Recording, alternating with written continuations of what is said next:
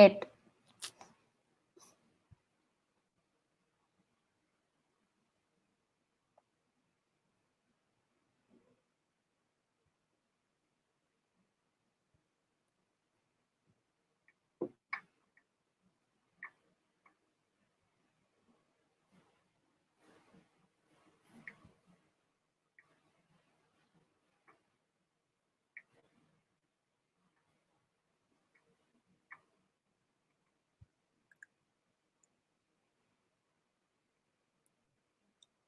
Hi, everyone. Hey, Joey. Hi. Hi, Wei Wei.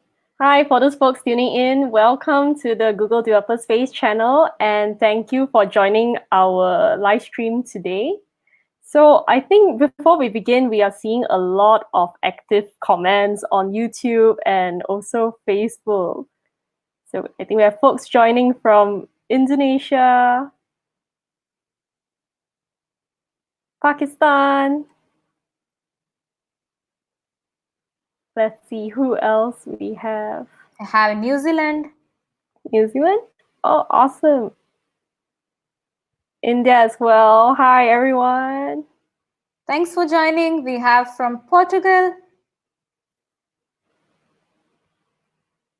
And I saw folks from Malaysia, Puerto Rico, Malaysia. Hey, everyone. Thanks for joining in.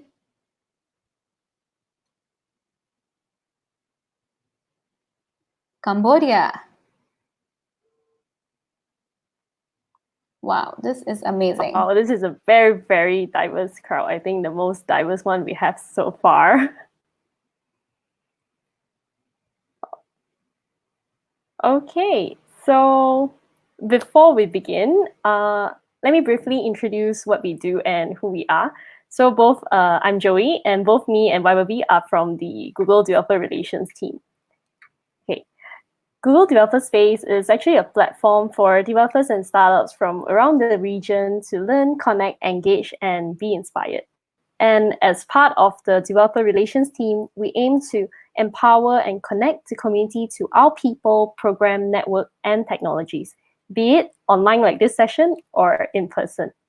So today we are very excited to be hosting the Machine Learning Bootcamp for mobile developers led by Wei Wei. So thanks, Wei Wei, for bringing such a great line of speakers today.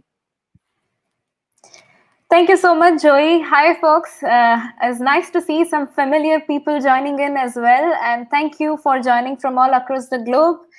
Thank you so much for being available to join from your workspaces, working from home. I hope everyone is keeping well, staying safe. We are super excited to bring you an amazing series of sessions brought up by all Googlers, amazing rockstar speakers. And we hope you enjoy it throughout. Just to mention a few things, we have speakers joining in from Shanghai, Tokyo, and London. You'll be hearing from all of them. Just to talk about a very high-level agenda, we will have some time for you to ask questions and to be answered by our speakers. So while the sessions are going on, if you have any question, put it into the live chat that's happening on YouTube or Facebook, whichever platform you're watching the live stream on. There are tons of rewards coming your way, including the vouchers, certificate, challenges, mentorship, etc. Stay tuned, be with us. I'll be taking you through various things coming your way in short breaks between the sessions. So yeah, stay tuned. We hope you enjoy the session. And let me just show all the speakers that we have today. We have Hoi joining from London. We have Kaz and Khan joining from Tokyo. And we have Wei joining from Shanghai in China. So it's a truly global speakers as well with us today. And with this, I would basically pass this to Khan, our very first speaker of the day, and just give me 1 minute to invite Khan to join the live stream. Cool. Hey, Khan. Hey, V. Thanks, V. Thanks, Joey, for the introduction. And hi, everyone. I'm Khan. I'm a TensorFlow developer advocate based in Tokyo. And I'm very excited to join all of you today on the very first machine learning bootcamp for mobile developers. Thanks for your time. Thanks for joining us. Very excited to be here. So in my conversation with mobile developers, I myself is a mobile developer before joining the TensorFlow team and doing machine learning. I've heard a lot of interest in using machine learning in mobile apps. However, I also heard a lot of feedback that machine learning is very complex and it is very hard to learn. Yeah, and actually that's true. That's true like a few years ago. But recently we have put a lot of effort in making machine learning much easier to use for developers who had no machine learning expertise at all. And in this bootcamp, we will show you how to leverage different Google technologies and how to quickly integrate machine learning into your mobile app. So joining me today, we have 3 other developer advocates, Wei, Hoi, and Cas, who will talk about different machine learning products that Google provides. And before we jump right into the content, I would like to do a quick introduction about the structure of the bootcamp. So the bootcamp consists of 2 parts. Today is actually part 1, which focus on introducing the machine learning SDKs and APIs that you can use without any machine learning expertise, such as ML Kit or TensorFlow Lite Model Maker. Although those APIs and SDK are very easy to use, they have some limitations in what they can do. Obviously, anything comes with a trade-off, right? So sometimes it will need a more customizable solution, which will be covered in the part 2 of this bootcamp. We'll introduce to you the basics of how to build a custom machine learning model with TensorFlow and how to deploy the model on mobile devices. We'll share with you the plan for the part 2 in email later, but today let's just focus on the the part 1, which we will talk about easy to use machine learning APIs and SDK for mobile developers. So I'll start with a quick introduction to machine learning, and then we will continue with a hands-on workshop to help you train and deploy your first TensorFlow Lite models. And then I'll talk about our model repositories, which you can download pre-trained models from there, and you use them without doing any extra training on the site. And then next, Hoi will talk about our ML Kit, a library that provides ready-to-use APIs for many machine learning tasks. And then finally, Cas will talk about how to leverage Google Cloud to do machine learning on mobile. Okay, so after today's workshop, you will be able to use machine learning in your mobile apps. And we'll have a small challenge for you to put your skills into practice. I will explain about the challenge more in detail at the end of the workshop, but the main point is that it will need to build a demo app that uses machine learning using the products that we'll cover today. And then each of the 3 winners who submit your demo app will receive a 200 Singapore dollar Google Store voucher that you can use to buy made by Google hardware, such as the Pixel phones or Google Home devices. Cool. Now let's get started with a quick introduction about machine learning. We all know that machine learning is a hot topic these days, right? It's a few years ago, everyone started to talk about machine learning. But actually, this area has been around since the 1960s. The recent buzz about machine learning and AI was actually caused by a breakthrough in deep learning, which is a subfield of machine learning. You may have an impression that machine learning runs mostly on the server side, on like big CPUs, big TPUs, and it might not be that related to mobile developers. But in fact, edge devices has become a very important platforms for machine learning in recent years. So why is it important to run machine learning models on edge devices, such as mobile devices?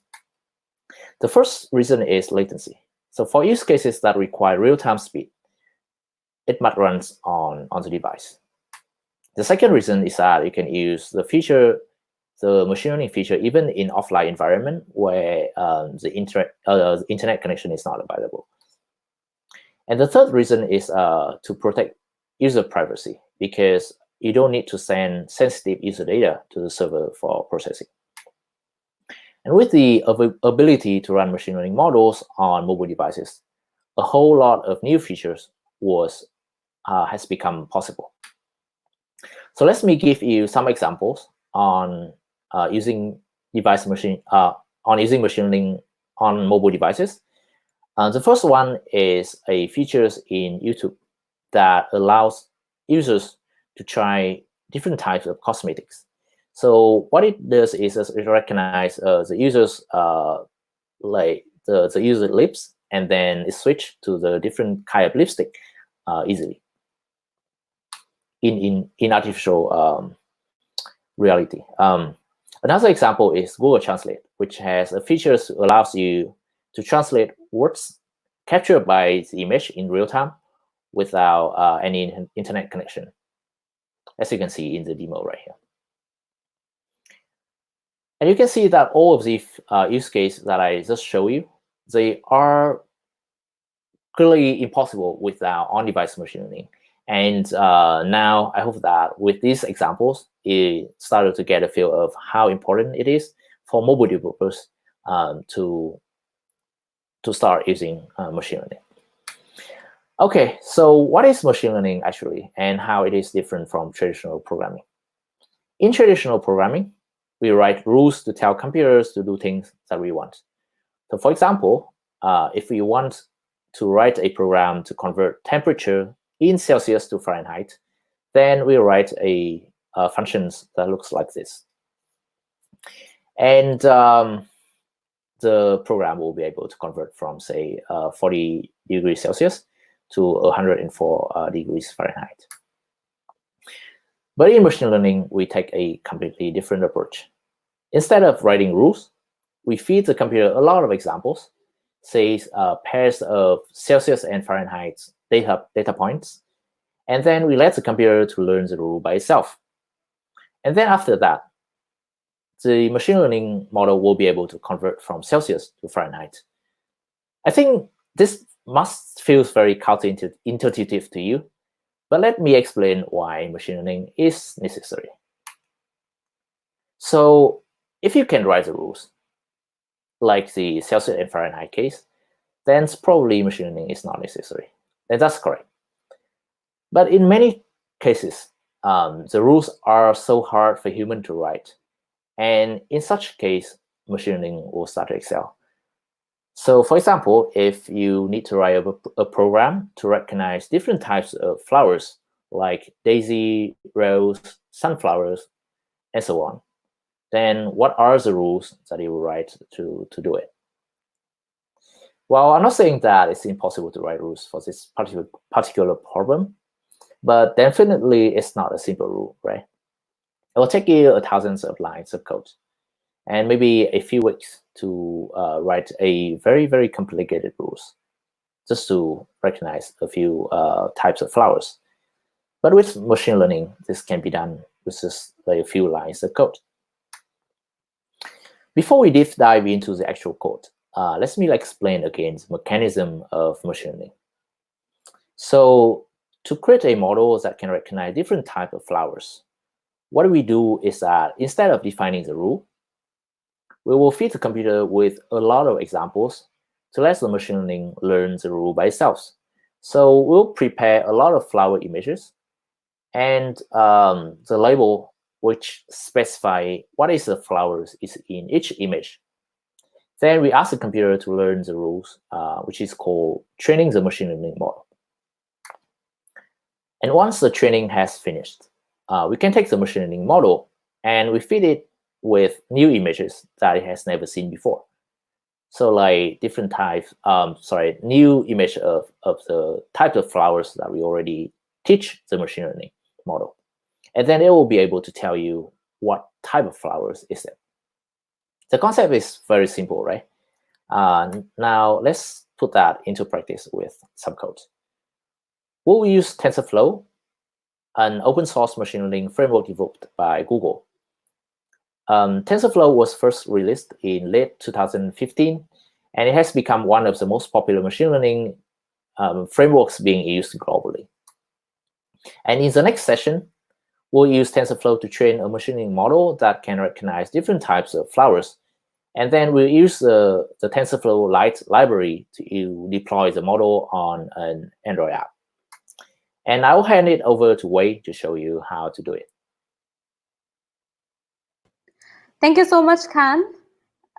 Let me just invite Wei to join us in a minute. Thank you so much, folks, for your amazing comments and questions. Keep them coming. We'll be taking those questions after 2 more sessions. So yes, please keep your questions coming in. And here we have Wei joining in. Hi, Wei. Hi, hey guys. It's great to join this great session. So my name is Wei. I'm from the TensorFlow Developer Relations team. Today I'm really excited to show you how to use our TensorFlow Lite tool to build a machine learning based Android app. So if you can see my screen, let me make it larger. Basically, if you can do a quick search in Google using the keywords flower recognition Android code lab, the first result is what we are going to use today. This is a pre-prepared code lab. We are going to walk through the majority of all the steps here. At the end of the code lab, you will have a working Android demo that can recognize 5 different categories of flowers. Basically, let's get started then. So as Khanh mentioned, in order to do machine learning models, there are basically two steps. One is first is to train a machine learning model on the server side, and then second is to integrate the model into your app. So instead of because let's jump into step number 3 first, because we are going to need to download a large repository. It's going to take a little while, so let's just do this first. Hopefully you already have your tools Git set up. So I'm opening up my terminal here. I'm going to clone the TensorFlow example repository onto my computer. The repository is relatively large, so depending on your network, it may take a little while. So if you don't have your Git set up, you can just paste this into your browser, and then you can download the entire repository through your browser by going to this download zip button. So while that is going, let's go back to step number 2. As Khanh mentioned, first you need to do a training to train the model to recognize different kinds of flowers. We have 2 different collabs, which is hosted notebooks. Remember to choose the one highlighted in the green area. This is a simpler path. It basically uses the newly launched TensorFlow Lite Model Maker tool to train image recognition model. So for those who are not very familiar with Python world, basically this is a integrated and hosted development environment. It allows you to run Python code on Google's infrastructure, and you don't even have to pay for it. Basically, what you do is you upload some flower images to our server, and then we will use the Model Maker tool to train the model automatically for you, and then you can directly download the model and the label files, which we will use later in our Android app. That's the overall workflow. So let's walk through the code lab. Basically, the first step is to install the Model Maker tool. If you have not used the Jupyter Notebook, the thing to execute this code, you just click this little play button. And it may ask you to verify you are a human being or something like that. So in this case, it's pretty safe. So you can click run away.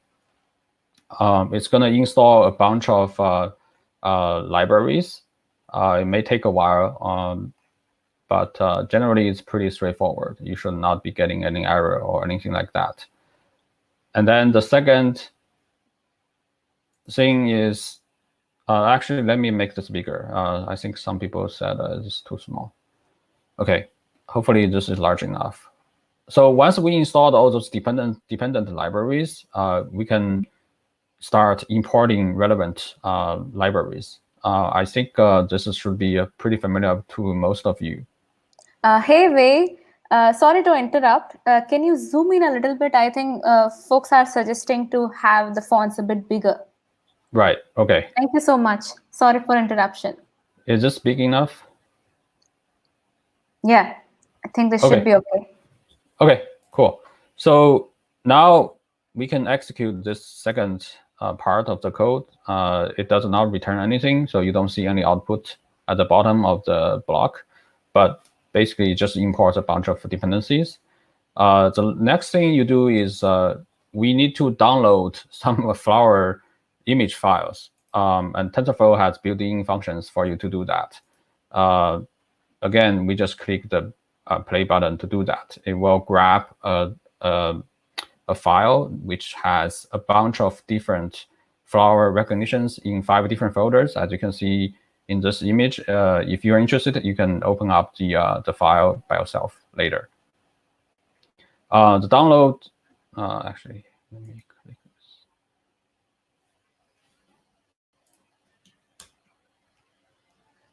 Yeah, so once you have that file downloaded, I'm probably jumping ahead a little bit because that file is already cached in my notebook instance. But in your case, it's probably going to take a little while. Once you have that downloaded, you can execute the actual training code, which will use a data loader to load the file we just downloaded. And then the other thing it will do is just to split the data file into 2 different categories. One is called training set, and the other one is called the test set. So these are the fundamental machine learning concepts we don't have time to cover in this session, but in the future, we will cover those. So in this case, just directly execute this cell. It will give you some information back. It tells you how it splits up the files. And then the next thing you do is you actually build a image classifier based on the training data. So we execute this code block. It will create a classifier, and then you can see the output here. Basically, this is the model, the machine learning model that we built automatically for you. Underneath it, under the hood, it uses TensorFlow Hub to do all the heavy lifting. And then now we can see it's actually starting to train the model. We're going to run 5 iterations of all the image files. In this case, epoch basically means iteration. It's going to take maybe a minute or 2, and then you can actually see the accuracy as it goes. Then, as you can see, we give you the time, 17 seconds, and then there are a couple of iterations to go. A couple of epochs, sorry. So once that part is done, we can, go into the evaluation part of the machine learning process. Evaluation is what happens after training. So as I mentioned, we split the data into training set and test set. After we do the training, we want to evaluate the data on the test set, which is what this particular code block does. So as you can see, at the end of the evaluation, we get a 89.992% accuracy, which is pretty good because we only trained it for what, less than 2 minutes. So it's I think it's reasonably good result. At the end, if we're satisfied with the model, we can just export the label files and the actual machine learning model. So once this code block finishes, what you can do is you click this little file icon on the left, and then you will be able to see 3 different files. You can ignore the sample data file, the sample data folder, but the other 2 files, you should download them, labels.txt, and then the other one, model.tf Lite. Those 2 files are the things that we are going to use in our Android app. Okay, so this basically wraps up the training step for our machine learning model. I already downloaded the files, so I'm not going to do that again. But in your case, you should go ahead and download both files, and we will use them later. So now we are basically finished with step number 2. Step number 3, we just did at the beginning. We cloned the repository for TensorFlow examples. So hopefully, in your case, it's also finished on your side. Now let's move on to step number 4. Let me make this bigger.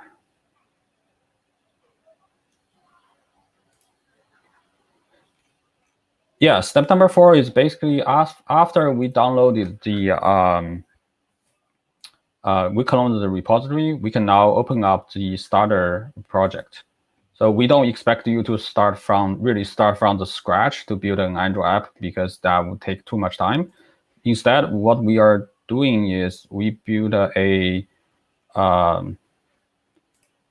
starter template for you to use. So what you do is you go to examples folder, and then Lite, and then code labs, flower classification, Android, start.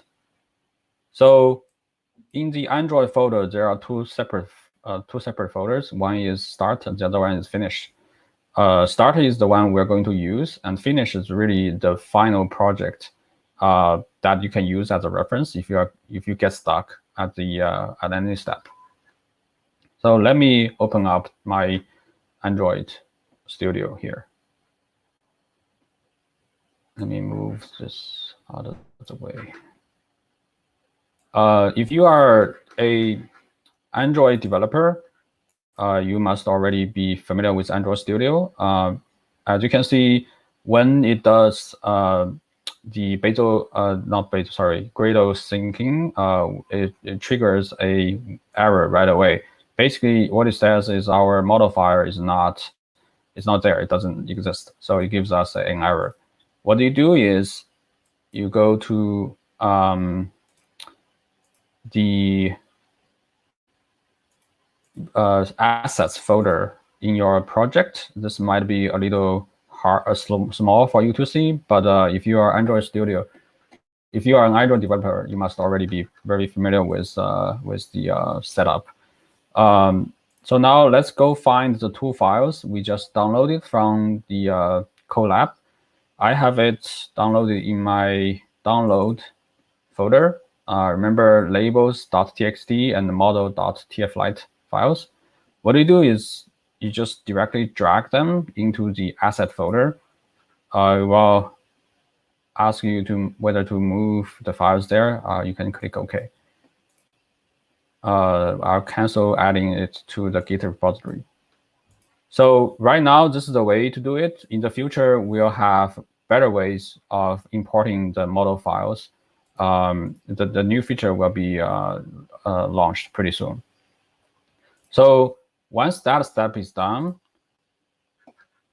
we basically are finished with step number 4. So now we can move on to step number 5.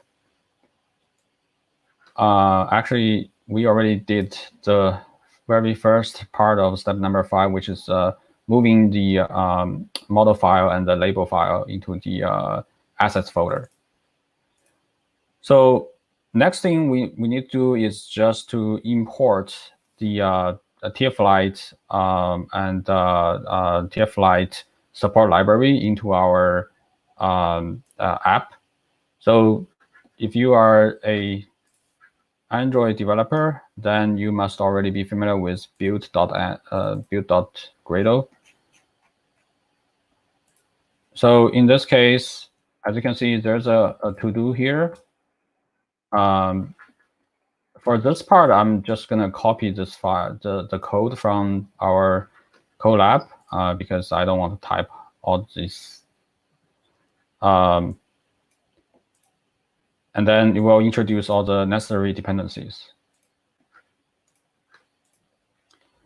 And then there's one more thing we need to do, which is we need to add we need to tell Android Studio not to compress our model file. Otherwise, the model file will not work. So what I do is options.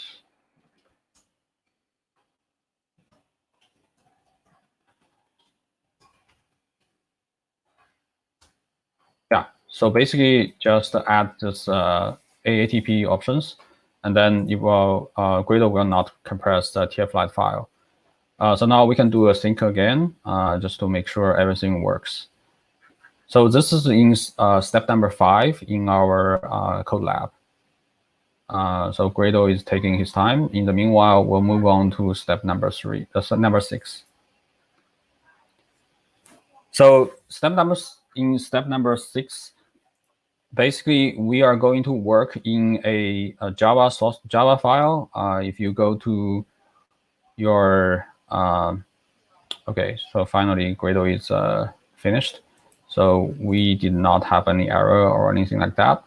So if you go to your Android Studio and then find the classifier float mobile net .java file, again, this is in step number 6. We're going to finish a few to-dos here to move forward. First, we need to tell our app. As you can see, there's already a bunch of code in the app. So what we are going to do is just to finish all the to-dos in the project. First thing you need to do is to tell the app that which model you're going to use in our app. So in this case, I'm just going to tell our app that we're going to use model.tf Lite. So this is the file we just downloaded from the Colab.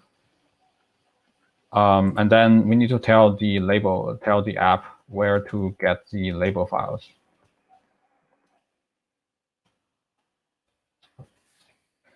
Okay, so that's the first to do, which is pretty straightforward.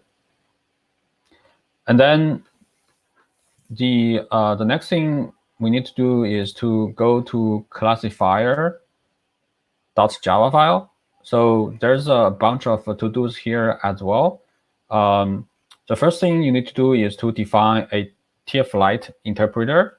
So what the interpreter does is, as we train the model, we download the model file, and then we put the file into Android Studio. We need something to execute the model file, which is exactly what the interpreter does.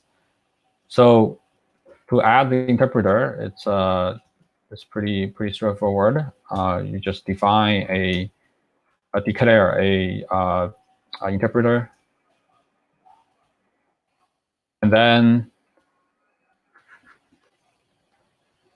you can we need to actually create an instance for the interpreter.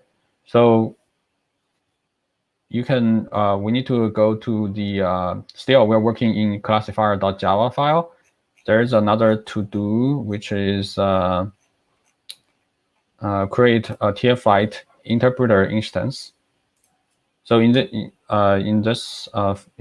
file, what we're going to do is just to actually create a interpreter instance. with TF Lite model and TF Lite options. So basically, TF Lite model is defined right above. It loads the actual model file we downloaded, and then TF Lite options allows you to customize the way you want to run the interpreter. In our case, we define, the number of threads to use. If we have time, we can also talk about the GPU. This is also the way to specify of running your model using GPU instead of CPU on your phone. So now we have our interpreter instance defined. We need to do one more thing, which is once we are done with the interpreter, we need to close it. This is generally a good practice. It's not, we recommend doing it.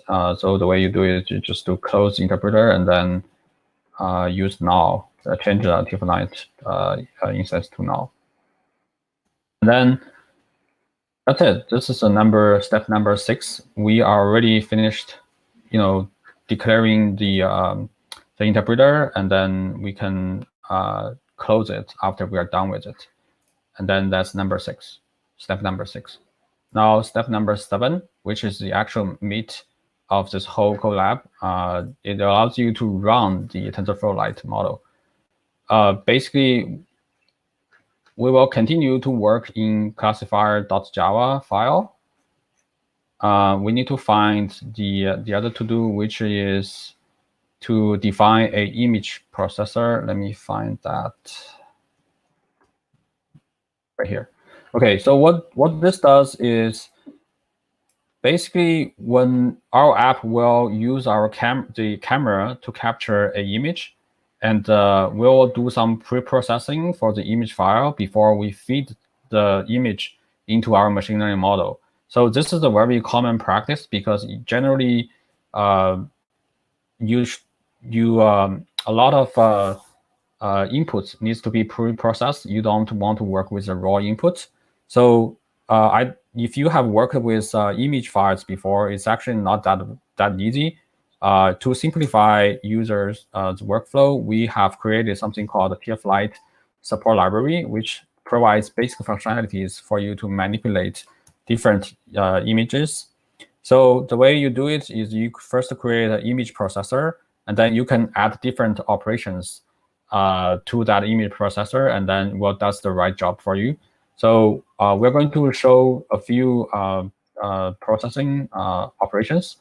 First thing is we are going to use resize with crop or pad op. So what this does is either cropping or padding the raw image. It's just as easy as adding a resize with crop or pad op. And then the second thing is we are going to do a resize op.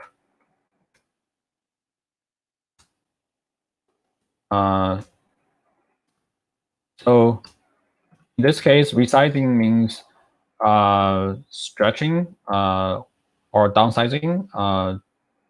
We have two methods of doing that. One is nearest neighbor, the other one is bilinear. And then a third thing we need to do is to rotate the image.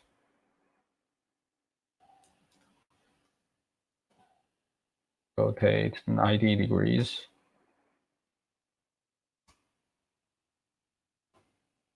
And then last thing is we want to normalize the input image.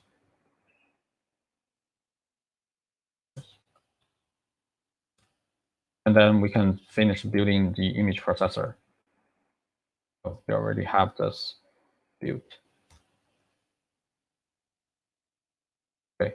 So as you can see, we to pre-process the image, we first did a resize with crop or pad, and then we do resize, and then we do rotate, and we normalize the input image, which is basically changing the image to a range of 0 to 1. So that's the image pre-processing part.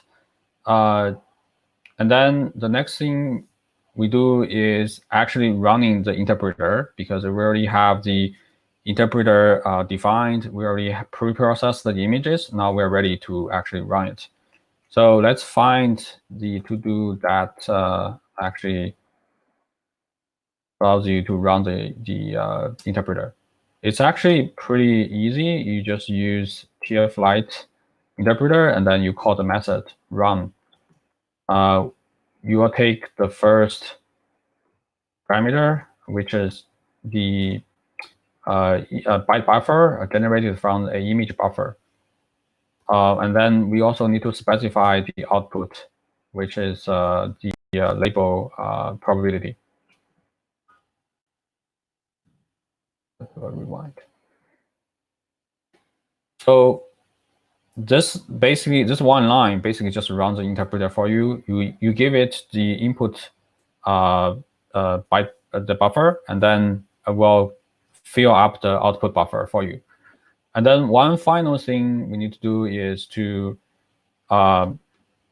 get the output, right? So in terms of this particular model, what are the outputs is an array of probabilities of our input image belonging to one of the 5 categories of flowers.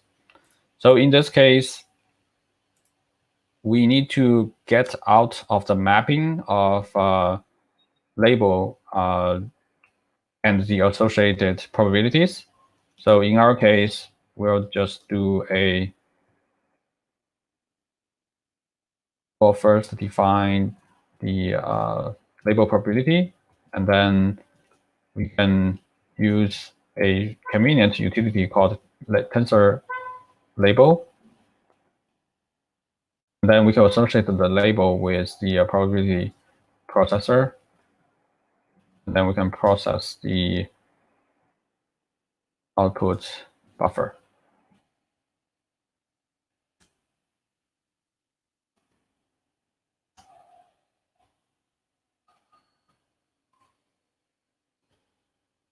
Yeah, my font size is maybe is a little bit too large, so you cannot see the whole thing. But you can refer back to the code lab that has the complete code. And then that's it. That's the final step for our app. So hopefully you are following what I'm doing, and now we can start running the app. Now we are into step number 8. So if you have a physical Android phone, you can directly run it on your phone. In my case, I'm going to use Android Emulator. It will okay. So now it's up. I have an image of the sunflower. Let me show. It's a little like this. Okay. Okay, so basically, if I have the my phone to my camera, then it will start to recognize it's a sunflower. My emulator is a bit of a slow today, but okay, it's coming back.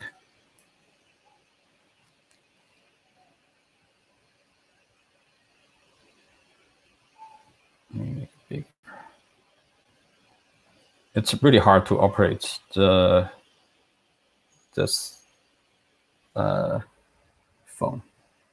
Yeah, so because there's a lot of background images, so the accuracy is not that high. But if you are using a physical device, you can probably do a Google search and then find a few flower like sunflowers or daisy or those kind of flower images, and then it will correctly recognize the flower images. So that's pretty much it for integrating. By the way, if you are using Emulator, there are a couple of things you need to do. One is turn on the Android Studio, the Android emulator camera. In which case you need to change the setting in the virtual device manager. You should go to your image and then go to the advanced setting, and then change the camera, change the front camera to your webcam, and then you will take the input to the emulator. So that's step number 8. So I think due to the in the interest of time, I'll skip step number 9, which is to use GPU to run the our machine learning model. Basically, your phone these days, a lot of sort of mid to high-end phones come with more than just a CPU. It has GPU. Some phones even have, DSP or NPUs. So those are the specialized accelerators that allows you to run machine learning model much faster than CPU. So in our case, TensorFlow Lite does support GPU. It uses a mechanism called delegate. If you're interested, go through the next step number 9 in our collab. It's actually pretty easy to use that. But in this case, I will not do that part in the interest of time. So if you have followed what I just did, let me just quickly summarize what we actually did. We used the Colab Model Maker to train our machine learning models, and then which is really straightforward. It's like 5 or 6 different steps. And then we downloaded the files from the Colab, and then we integrated the downloaded files into our Android app. In our Android app, we used the TensorFlow Lite interpreter to run the model, and then get the image flower recognition results out of the machine learning model. And then we use, in my case, I used the Android emulator to run the actual app. So hopefully that gives you a taste of what a end-to-end mobile machine learning projects looks like, and then hopefully inspires you to do some more work in this area. With that, I'll hand it back to my colleague Wei Wei, and then we can continue our the rest of our talks. Thank you. Thank you so much, Wei. It was a great walkthrough to the code lab. We saw some comments coming in as well. Some people are trying to do with you as well. So folks, we hope that you can try it out after the bootcamp. We have posted the link into the comments section, and we'll be posting it up into the introduction of the video later as well. So thank you so much, Wei. I will now invite Khanh to be our next speaker, and he is going to speak on leveraging TF Lite pre-trained models. Just give me a minute while I invite Khanh to join in the live stream. And folks, after Khan's session, we will be taking a Q&A with Khanh and Wei. So if you have any questions, please keep them coming, and we'll try to prioritize as many questions as we could in the time that we have after Khan's session. So Khanh, here you go. Thanks, Vi. Thanks, Wei. I hope that in the tutorials you have got like a sense of what it looks like on integrating a TensorFlow Lite model into an Android app. You also learned about how to train TensorFlow Lite model easily with TensorFlow Lite Model Maker. And in the next session, I'll talk about how you can find the TensorFlow Lite model that you don't need to train, you can use them right away. So there's actually a lot of machine learning models that other people, including Google, including many developers around the world, has trained and published them on the internet for you. And you can just grab them, integrate them in your app without having to prepare training data or having to spend time and effort to train the model. and just use the pre-trained models right away. So in this session, I'll walk you through some of the most popular, or some of the popular models for mobile use cases. There are three major places that you can find the TensorFlow Lite pre-trained models. The first one is the TensorFlow Lite website. We published about 10 models with Android and iOS samples showing how to use the models. And you can clone the samples apps from GitHub, and you can try out the pre-trained models. And you also can use the code in the sample apps to integrate the models into your own app. And the second place where you can find TensorFlow Lite models is on TensorFlow Hub. So TensorFlow Hub is an open repository for TensorFlow models, just like GitHub being a place for open source software.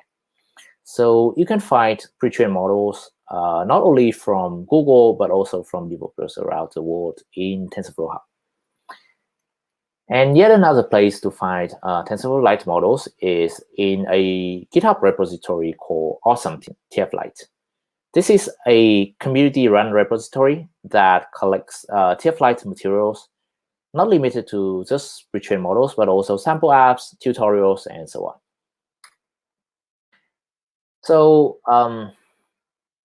TensorFlow Lite actually supports a lot of use cases, from text, vision, to speech and audio. But today, let's just focus on text and image, because there are many pre-trained models in these two categories that you can leverage. Next, I will introduce you to a handful of TensorFlow Lite pre-trained models for the most popular machine learning use cases on mobile. Let's start with the image classification use case. So you saw image classification in the tutorials that Wei showed you. And you've learned how to create a flower classification model that can recognize 5 different types of flowers. But there are many more powerful image classification models on TensorFlow Hub that you can make use of.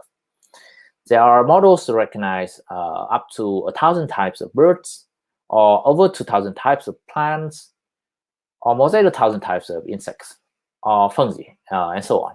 So there are many more models on TensorFlow Hub. So please check them out when you have time. You can put this model into our TensorFlow Lite image classification sample, and it can try them right away. Please go to the link on the screen, and it will find our TensorFlow Lite website that has the link to the Android and iOS samples. Okay, so image classification. This is a very popular use case in machine learning, and it is used in many different situations. But itself, image classification models have some limitation that the object you want to classify needs to be very prominent in the image. If you remember the demo that Wei did earlier, when he pulls the flowers away from the screen and expose a lot of other stuff on the background, then the model will easily to get confused. So in many cases, if you want to recognize multiple objects in a large image, like what you're seeing right now on the screen, then it will need an object detection model. So for example, an image classification model will likely to get confused because in this image, there's a lot of different different objects, and all of them are not very prominent, right? But an object detection model can detect that there are multiple apples in the image, and there's also a hat. There are multiple approaches to build object detection models, and today let's introduce with the most straightforward approach to build such model. So there's an object localizer model in TensorFlow Hub that I put the model name right here on the screen. You can leverage that model to detect the objects in the image. So for example, in this image, it can detect that there are 8 different objects in the image. But as you can see here, you don't know which what the objects are. And then in the next step, we'll take the output of the object localizer model. So it will the object localizer model will give you the where the objects are in the screen. You can crop the image using the output of the object localizer model, and then you feed it to an image classification model. And you can use that model to find out what the object is. So here I use a general image classification model called EfficientNet, which can recognize it can recognize 1,000 different types of general objects, such as apples, screwdrivers, hats, and so on. We also have an object detection Android and iOS app that you can try out right away. Please check out the link here to find them. Cool. So with object detection models, you can get back the bounding boxes where the object located and what the objects are. But if you want to know to the pixel level where the objects are, and then there's a different machine learning model for that purpose, which is called image segmentation. You can see here that it can recognize that in the image there's a dog, and which pixel belong to the dog, which pixel belong to the background. One example use case of image segmentation model is that you can use it to replace a background of an image, just like this. So imagine that we all work from home right now, right? Maybe in some country, you don't have to work from home. They just open up already. But say you're working from home and you take a video conference call from your college, and you don't want to show the things in your room on the video conference. So you can use this model to build an app that recognize which are the pixels in the camera feed that belongs to the person and which belong to the background.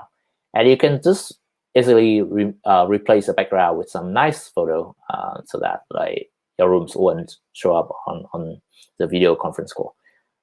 This TensorFlow Lite image segmentation model is really fast.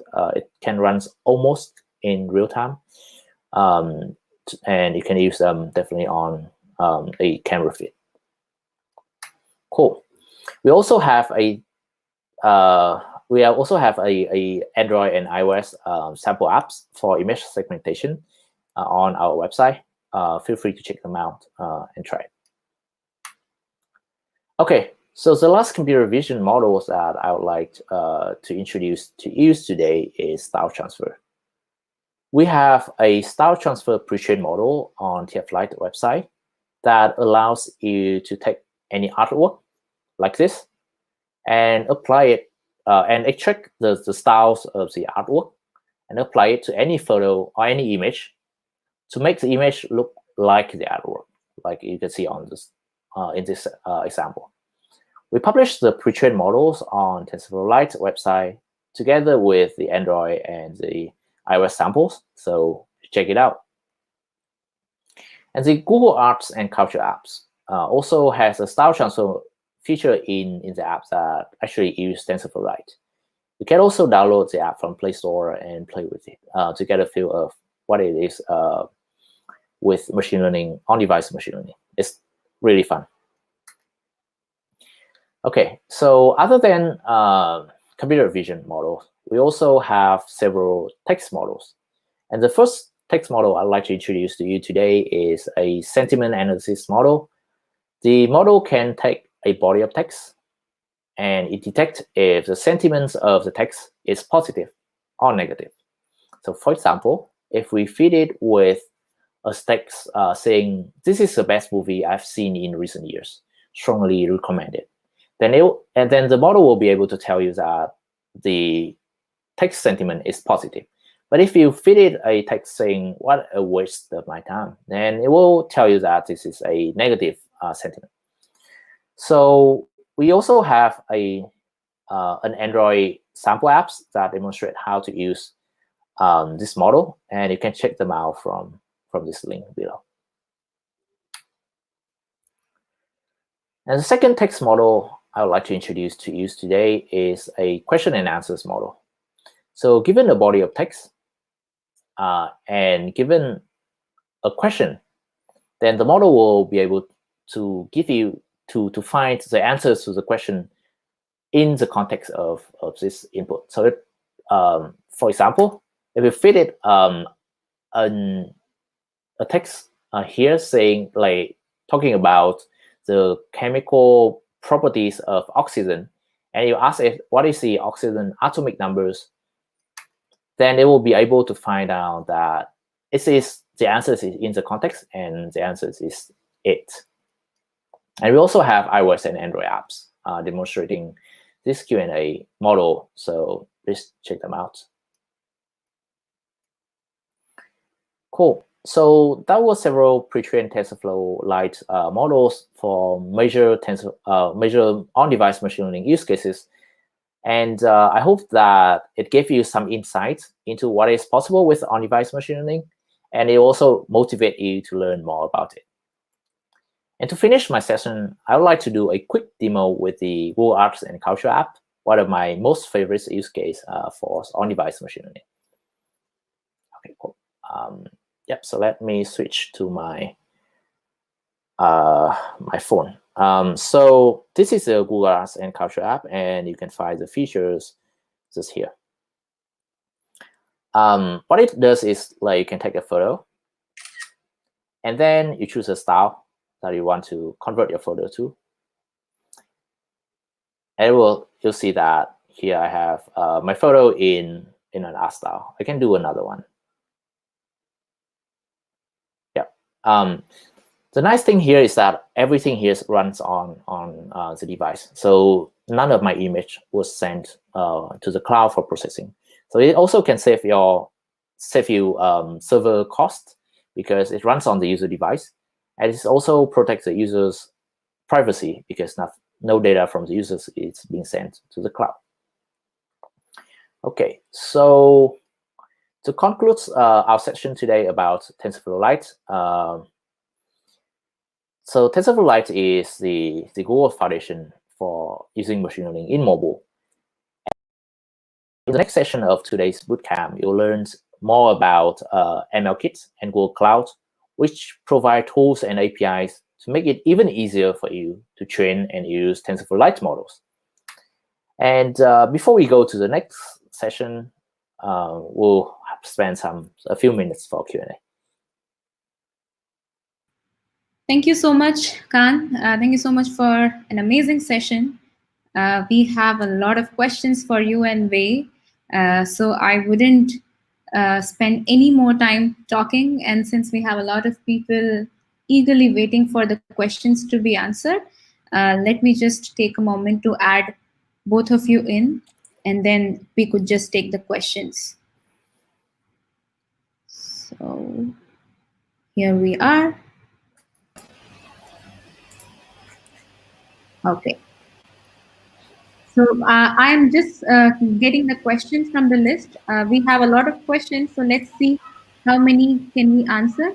I will also be displaying the questions. The first question from Denny is that how to start learning the platform of ML in the Google platform outside this bootcamp. And this is mostly for Khanh. This is from the first session.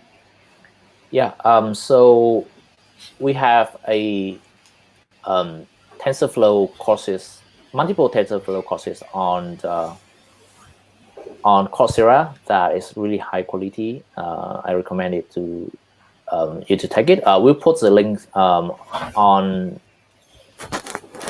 YouTube and Facebook later, so that you can find them right away. But it's called TensorFlow in Practice on Coursera, which is a course that you can audit for free to start learning about machine learning systematically. And you also can check out the TensorFlow YouTube channel that we have several video series called Machine Learning 0 to Hero, that you can get like a quick sense of what it is to learn machine learning.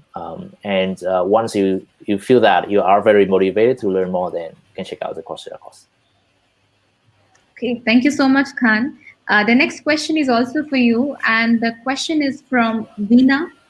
The question is, Could we train a model with a video instead of an image? What are the difficulties? Yeah, sure. It definitely can train with a video. So the most like it depends on your use case. If you just want to recognize the objects on each frame of the video, then it's actually just an image classification problem that it runs on every frame of the video. But if you want to recognize like the action in the video, for example, a person jumping in a video, then you need to parse the semantics relation between different frames. And we also have a model for video classification on TensorFlow Hub. Just go there, search for video classification, and you'll find it. Thank you so much. The next question is from Parminder and Hardizel, and the question is for Wei. Could we train a model with a video? Oh, no, I think the next question is, sorry, how much proportion is set for training data and test data? And that's the question for Wei, putting it up on the banner as well. Yeah, so in our demo, we used 90% of our data as a training data set, and then the remaining 10% as a test data set. So there's no like really hard rules about what kind of percentage you should use, but generally 70-30% split or 80-20% split is also okay. So it depends on depends on what kind of data you have and what kind of results you want to achieve. So this could be one of your tasks to sort of tune that parameter as well. Thank you so much, Wei. The next question is from Pankaj, and this is also for Wei. How many images per class is ideal for training models using transfer learning and while training from scratch? Yeah, so again, this is one of those questions. There's no like a standard answer. The way you should do it is start with a small set of data, and then feed that data into your transfer learning pipeline, and see what kind of accuracy, what kind of metrics you get out of your pipeline. If it's satisfactory, then you can stop there. If it's not, you can either gather more data or you can explore some kind of a data augmentation techniques to enhance your data set. But generally, you should start small and then gradually grow your data set, because collecting data, collecting labels are very, very expensive. So you should start small and then grow gradually. Thank you so much, Wei. The next question we have is for Khan, that is from Avijit. Can we get some tips and resources on working with TF Lite and Flutter? Yeah, so TF Lite is a cross-platform library. So we do support both Android and iOS. And the good news is that you can also use TF Lite in Flutter today. The thing is that we currently do not have an official Flutter plugin for TF Lite, but the community has did a great job on creating that plugin, and you can find them in the Flutter plugin repository. We have, I think, pretty similar question over there, that will the steps that you showed be available for Flutter as well, Flutter developers? Yeah, so basically the steps are the same. The only difference is that it will use a different language, Dart, and you will also not using TF Lite interpreter directly, but using a TF Lite Flutter plugin to integrate the model into your Flutter app. Makes sense. The next question we have is for Wei, and just putting it over there. An end-to-end mobile project also involves knowing how to model a problem and how to make models. Without this knowledge, how can I develop any interesting applications using using ML. And this question is by Sachin. Yeah, so sounds like you should come to our next session in a few weeks, which we will teach you how to do general machine learning instead of just simply integrating a simple, a TensorFlow Lite model. So basically, machine learning is really complicated. You should not have the expectation that you attend the 3-hour training camp and then you're ready to go. It takes a lot of time to master the techniques. There's a lot of background information we did not have time to cover. But in general, you should probably go to TensorFlow official website. There's a resource section. There's a lot of learning resources you should dive into. Once you master the fundamental ideas, you can start doing customized models and things like that. And then that will really get you started into machine learning. Thank you so much, Wei. The next up is this question. Is it possible to have a model that does both, for example, object detection and text sentiment or any other feature? If not, how would one do both or more in a mobile app? Whoever wants to go for that. Yeah, I can take this. So basically, one machine learning model can only do one task. But there's nothing to stop you from adding as many machine learning models as you want into your mobile apps. So if you want to do both text sentiment classification and object detection in your mobile apps, you just need to add 2 models in your app. Makes sense. Thank you so much. Next question we have from Changi, and just putting it there, I think this is as well for Khanh. Apart from the models available on the TF Lite Hub, I have a model ready and trained in Keras. Is it straightforward to convert it into TF Lite format and deploy?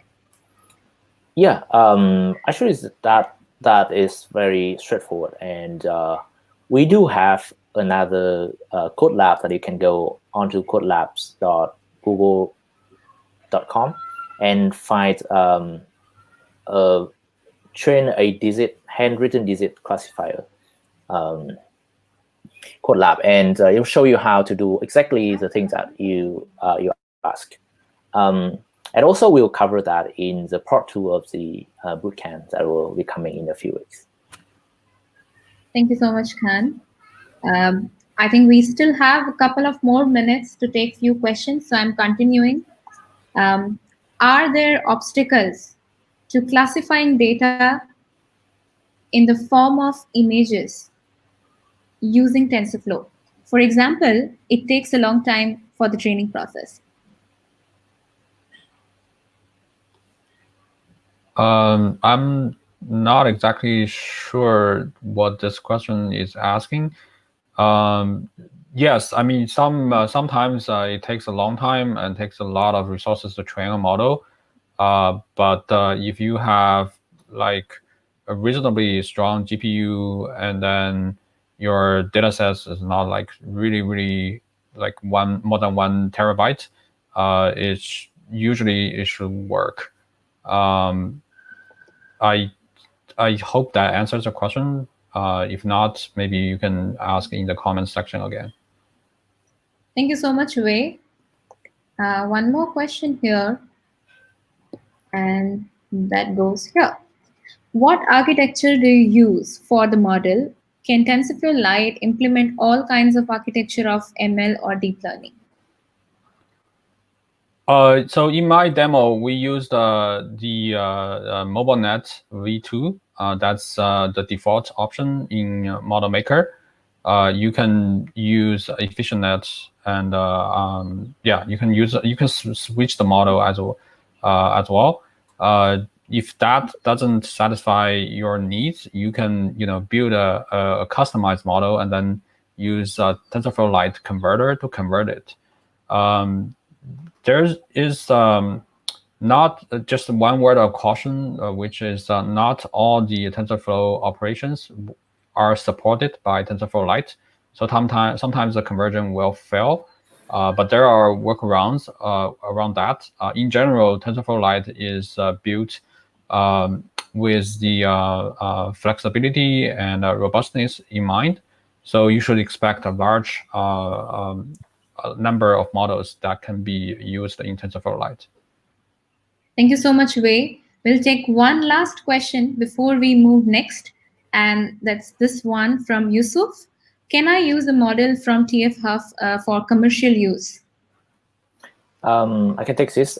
So it depends on the license on the model. So I recommend you to check the license of the model that you want to use.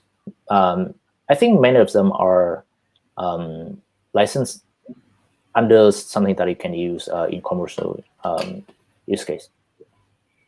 All right. Thank you so much, Khanh and Wei, for patiently answering all the questions. It was really nice. We see some comments in there. Participants are already talking about your answers. I think they are quite happy. Okay, so next up, we are going to have Hoi's session. Before that, since a lot of people joined in after the introduction, I just wanted to put it out there that we will be sharing more about the app development challenge that we are going to open right after the bootcamp. And we will also share how can you get your digital certificate. So stay tuned. You will hear back from us. We have 2 more sessions lined up after this. So with this, thank you, Khanh and Wei. I am inviting our next speaker who is joining straight from London, Hoi. And let me just take a minute to add him to the screen. If you have any questions that you couldn't ask to Khanh and Wei, please put them in your comments and also mention whom do you want to ask the question, so it's easier for us to route it to the respective speakers. And yeah, especially for Hoi and our next speaker, Kaz, as well, if you have questions, feel free to keep them coming. I welcome Hoi. Hi, Hoi. Good morning. Hey, how's everyone? I believe everyone is doing awesome. Excellent. So today, Android machine learning. So today I'm going to share with this group an updated version of my slide deck. Some of the slides you see today may be very familiar to a lot of you that follow this space. But I promise you that I have spent a lot of time kind of updating this deck so that either I have expanded the session I've talked about or I've updated it. I'm on Twitter. You can follow me on Hoitab, Hoitab, and my DM is also open. My direct message is also open. Please, if you do contact me with questions, give me a little bit of context. You know, maybe you've seen me at the ML Bootcamp, just so that I can kind of filter out any spam there. So without further ado, let's kind of get into it. Normally, at this stage, I will go into what is machine learning, but I think Khanh have done a really good job in terms of outlining what machine learning is and how it's different compared to traditional programming. So dive maybe a little bit into why we're doing it on device. So next slide, yay. So why are we doing this on device when we have, you know, the wonderful data center that Google have built or other kind of service provider have built? And for me, it is about 3 things. The first thing is around privacy. So if the data is processed directly on your device, the data can just stay on your device. So imagine you're using a camera to scan a credit card. You kind of don't want to send the background of how messy, you know, I guess I'm talking about myself, how messy my living room is to your credit card kind of provider. So, you know, by processing on device, none of those images are sent and all the processing is done on device. Second, offline, if you have used the London Underground before, then you will understand that not everywhere has a connection or reliable one. So by processing on device, you can basically do all the entire user journey could just happen without any connectivity. And third, and my favorite feature of doing this on device is low latency. So there's no round trip between your device to the cloud data center.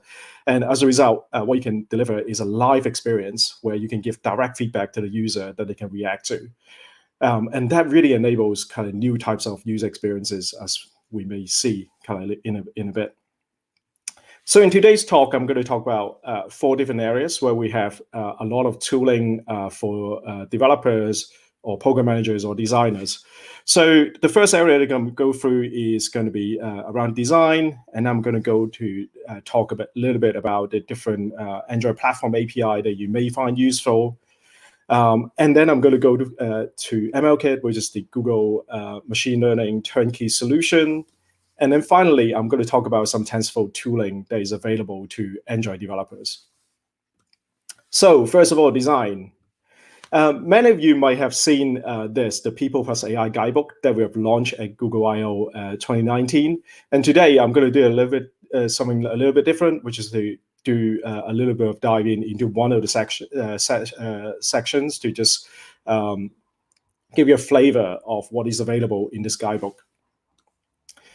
And the section that I've chosen is user needs and define success. That's the first one. And I think and what I'm going to highlight is maybe some of the points where when I talk to mobile developers, they find, oh, that's interesting. That's not something that I've encountered before when I'm programming in a non-machine learning kind of world. So the first thing that I would like to say is this is often the kind of question that we get from our managers. Is like, hey, can we add AI to our app? And what we think is the first step that you should do is to maybe take a step back and say, hey, what are the user problem that we're trying to solve? And then we say whether machine learning will help to solve that problem. Quite often people will choose machine learning as I would say inappropriate solution in some circumstances. And sometimes they are not solving the highest priority problems that the users have. In both those cases, we discourage those kind of use of machine learning. And instead, what we want is for all of you to focus on this star area where you can have a solution that have a large user impact, as well as really suitable for machine learning dependency or for the machine learning technology. So the next thing that I'm going to go to is a other term that maybe not at all familiar for people that have not been doing a lot of machine learning development. And it is the decision between precision and trade-off in terms of optimizing for what the users is actually, what we actually want to achieve with machine learning. And for that, I'll use an example, a Google app that some of you might have used. This is called Bolo, which is a app that you can download and can teach children to read aloud. So what the app does is you read to the child, and then with on-device machine learning, we will help to determine whether it is right. And if I go back to why are we doing this in on-device, some of the environment where this app is being deployed, the connectivity is not fantastic. So yes, we can stream the child's voice to a data center for detection. However, in some of these circumstances, this is simply not possible. So by having the model on device to say, hey, well done, you pronounced this properly, or oh no, maybe try again, we can really enable a lot this kind of experience to a much larger user base. So in this context, what does precision and recall actually mean? So with precision, what we're talking about is bias towards getting less false positives. And in Bolo's case, what this means is more correct pronunciation will be marked as incorrect. So you might say something that's correct, and the app will go, well, I'm not sure, please try again. So that's optimizing for precision. The other one is optimizing for recall, which is to capture a little bit more false positive, but be a little bit more lenient. And in Bolo's case, we'll mark more incorrect pronunciation to be correct. So in this case, what do we choose? The team actually choose recall, a high recall. And to understand this decision, we need to put ourselves into the children's shoes. So when you're starting to learn a language, you really want to encourage the children to try more. And as a result, you might want to mark them as correct, even though that they may be a little bit wrong. So if a human is doing that, why not machine learning? So we're purely kind of encoding that kind of encouragement into machine learning. So this is why the team optimized for high recall in this particular instance. So next, and last that I want to highlight in design is automation. So quite often when developers, mobile developers thinking about machine learning for the first time, they are thinking about automation. Hey, how do we completely take in the human out of this and just put the machine in and replace the human? And quite often we encourage the developer to think about a second concept, which is what we call augmentation. So instead of replacing the human, think about how you can help human users to achieve their task better. So think of put yourselves into the position of being a bank, and you have a need to capture a certain letter or a proof of identity.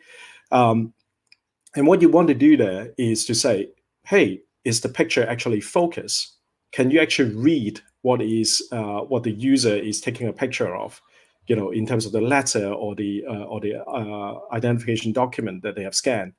And with on-device machine learning, we can really help you to do that. And what this means is you can enhance the user experience that you have today and basically help your user to perform certain tasks better. And again, going back to why we're doing this on device, one of this is low latency. So you don't need to send every frame to your cloud data center to say, oh, that image is not focused. But instead, just give the user immediate feedback and say, hey, this image is not focused. Can you try doing this and that? Or maybe more light, less light. Hey, I can't read the letter, or I don't see the entire letter. All these can be done with on-device machine learning. So that's design. Next, Android platform. And I will have a little demo. So let me just unlock my phone. Yay, okay. Let's hope this works, fingers crossed. Great, so here I have a little demo app for speech recognition. So let's give it a go. I'm speaking English in London. So you can see that it dictates it correctly. Let's see if it reads it back properly. I'm speaking English in London. So this is through a bunch of Android APIs. And some of you might have seen this demo before. And I always say that, hey, English is just table stake now for speech recognition. Why don't we try something a little bit harder? So I'm going to try it in my native Cantonese. I'm from Hong Kong. 我係一個識講廣東，我係一個識講廣東話嘅香港人。我係一個識講廣東話嘅香港人。 So what this means is I'm a Hong Konger that knows how to speak Cantonese. And for those of you that understand Chinese, you will see that some of the words that I use, like the second character, hai, or the fourth character from the end, ge, those are very typical kind of Cantonese kind of words that do not actually appear in normal Chinese.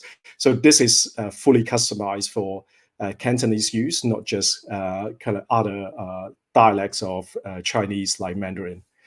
So if I go back to the slide, some of you may ask, hey, you're using a Google Pixel 3, which API level do I need to use this? When I've asked this question previously in at conferences, 50% of the developers would say, hey, it's nougat or newer. 99% of you would say, hey, it's ice cream sandwich or newer. Actually, the answer is a lot older than that. So the API for text-to-speech is from API level 4, and that's 10 years ago. And for speech recognizer is actually API level 8 from Android Folio. So let me just get the cursor out of the way. And if you want to kind of find out more about how to implement this, I've actually talked about it at last year's Google I/O at the What's New in Android Machine Learning last year, so go and check it out.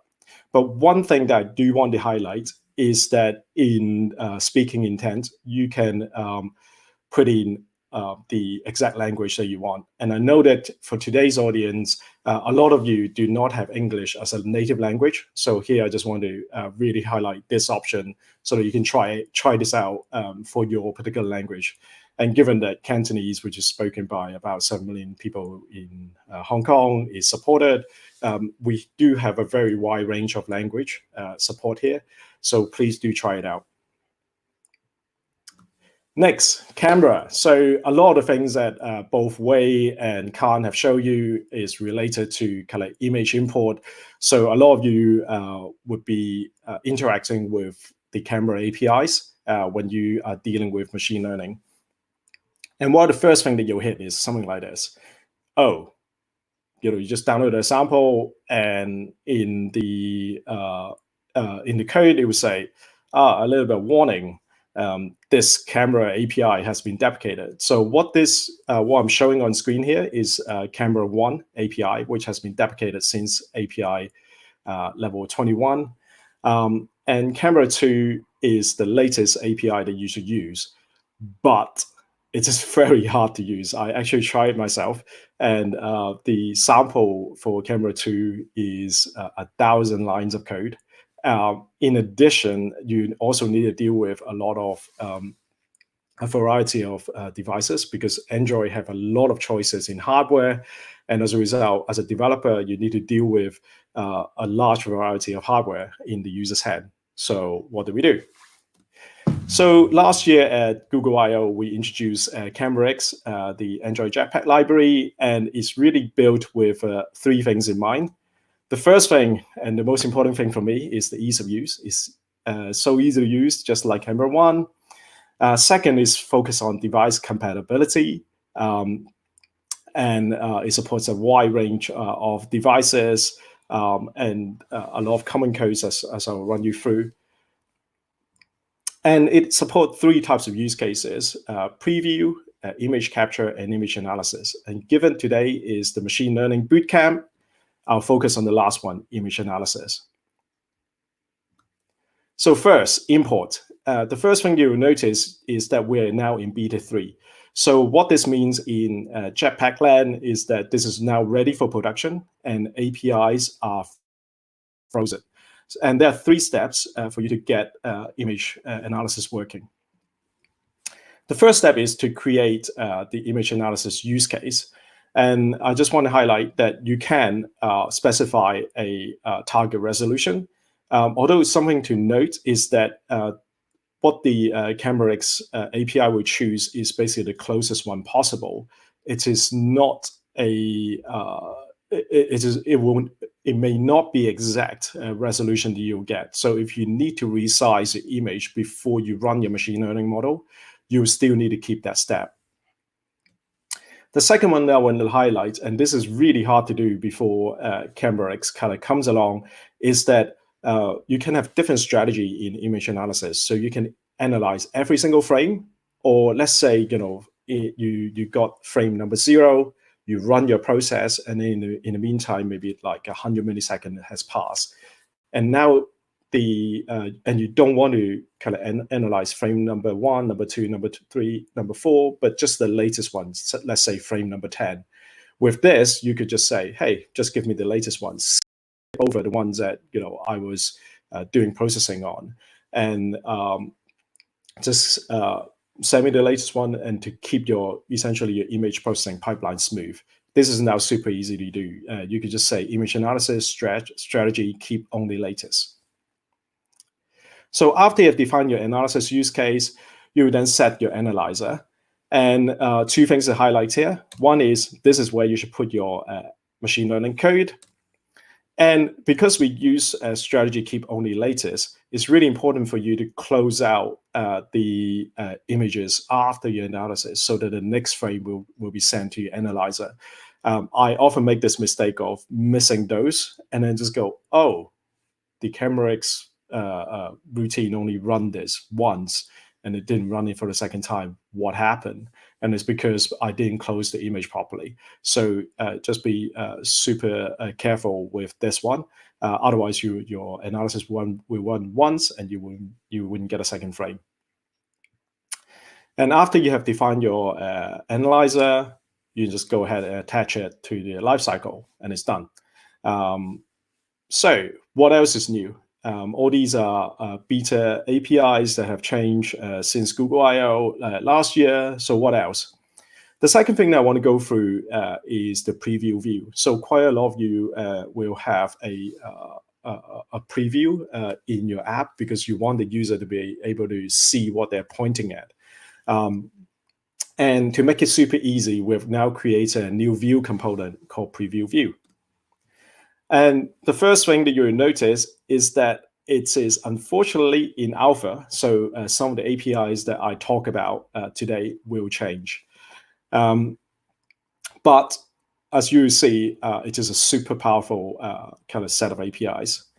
The first thing is really easy to use. So to put it into your view, all you need is this. You just say, hey, I just want the preview view, and I just want to fit it to the entire screen, and you're done. So 4 lines of XML. Then after that, you will need about 10 lines in your initiation code to be able to implement it properly. But that's all really well covered by the documentation. So I'll skip over those, but instead I'll cover this. So a lot of you might want to implement something a little bit more advanced, like camera zoom. And this is really hard to do in camera land. But with CameraX and the preview view, you can now do it really easily. And all you need to do is to have this code, and I wouldn't kind of go through and explain it, but this is the end result that you will see. So you could just pinch and zoom, super easy. Just go back to the code, just these couple of lines of code, and now you have pinch and zoom in your preview. Super easy. So to find out more about CameraX, go to g.co/CameraX. Next, so that was the Android platform. Next is MLKit. So MLKit is Google's machine learning library. It works like any SDK. There is no machine learning expertise required. It is built on TensorFlow, on top of TensorFlow, and it supports both Android as well as iOS. Back in 2018, we launched with these APIs. And last year, we added natural language. And one of those I want to highlight is smart replies. So with smart reply, you could just give us a string like, hey, should I take that job at Google? And it will give you a reasonable reply with no, sure, yeah. And you might say, hey, this is relatively simple. What else are you giving me? Something like this. So when the user is asking for or discussing something sensitive, it could be politics, it could be religion, it could be other kind of contentious issue, then the algorithm is designed to back off and not give you any reply at all. So something to be aware of when you're kind of using a machine learning model that is from MLKit versus the raw model that you might be able to find on TF Hub or the internet. So the next thing that we did was to launch more APIs. So we have object detection and tracking, on-device translation, material design, as well as AutoML Vision Edge. So with translation, we support 59 different languages. It is completely free for the on-device version for developers, and everything is run on device. So the conversation are not sent to Google at all. So you could be assured of the user's privacy on that count. Next is object detection and tracking. So here you basically point at a particular image, and the API is able to pick out the different objects and help you with your machine learning task. So how does it work? So the first thing they do is sends the camera stream to the MLKit API. We call it ODT, standing for object detection and tracking. And then next, what we also do on device through MLKit is you can optionally classify them or filter them using different classifications, from home goods to places.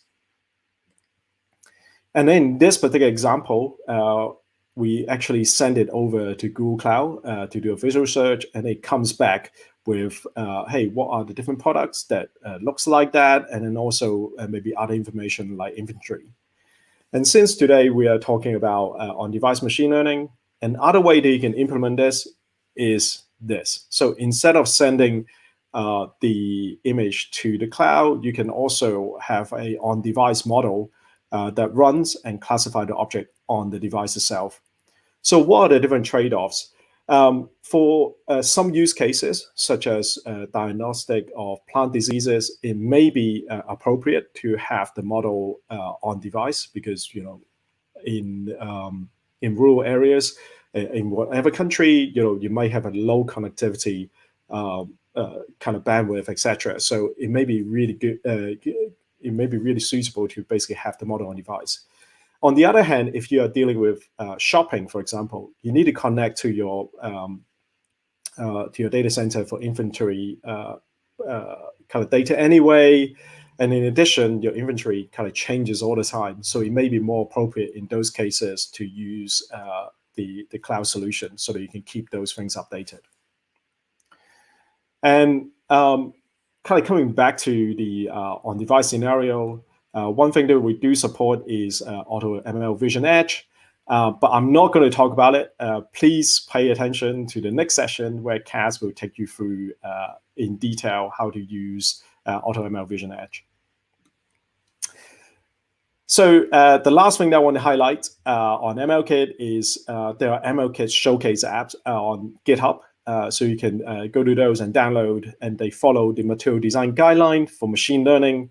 And the source code is available. And this is where a lot of developers have told me that it's super helpful for them, because all they need to do is to copy and paste. There is no need to come up with a new user interface at all. Just go ahead and download the code. To find out more, there's another short link, g.co/MLKit. Okay, last topic, TensorFlow Lite. So what I want to begin with is a little story. So back in 2018, that was the first time when I actually tried to create my own machine learning model, following through the classifier Colab that Wei have demonstrated, and created a demo app called Hoy or Not at Joy-Con Berlin 2018. And the journey has not been smooth at all. When I first try to program this, I get all kinds of different errors when I try to run it. It's like, hey, this file is compressed, the dimension is not correct, and the data type is not correct. And a lot of this, when you dive in, it comes back to a problem that we have. So when you're using TensorFlow Lite, you will need basically an input, and you accept an output. But if you look at the model, this is what you find. Is an unsigned int, and it is of these kind of dimension. And when you're in Android, what you need to do is you need to turn what you have in terms of structured objects like bitmap, string into byte array before you can run in the TensorFlow interpreter. So, and this is what the code looked like. And we asked ourselves, hey, can we do better? Yes, we can. So I got together with an engineer from the TensorFlow team, Liu Wang, and we say, hey, what if we do something slightly different?